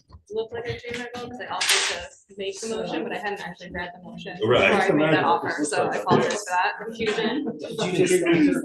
Well, yeah, and I won't be here, so. Yeah.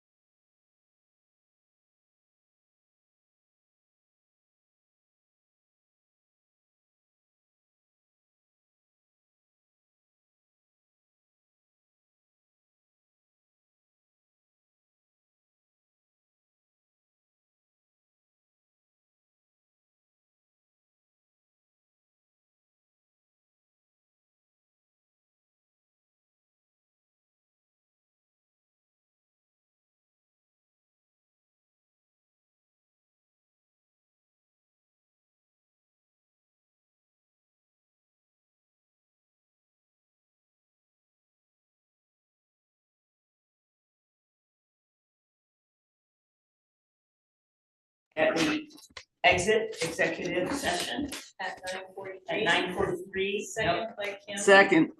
No action was taken. Okay, any discussion? All those in favor say aye. Aye. Opposed? Okay, we're out of executive session. We took no formal action. I will take a motion to adjourn. Second. I'll second. Okay, second by Mary. All those in favor say aye. Aye. Aye. Opposed? All right, we are adjourned. Thank you, everyone. Yeah, I think you guys have it.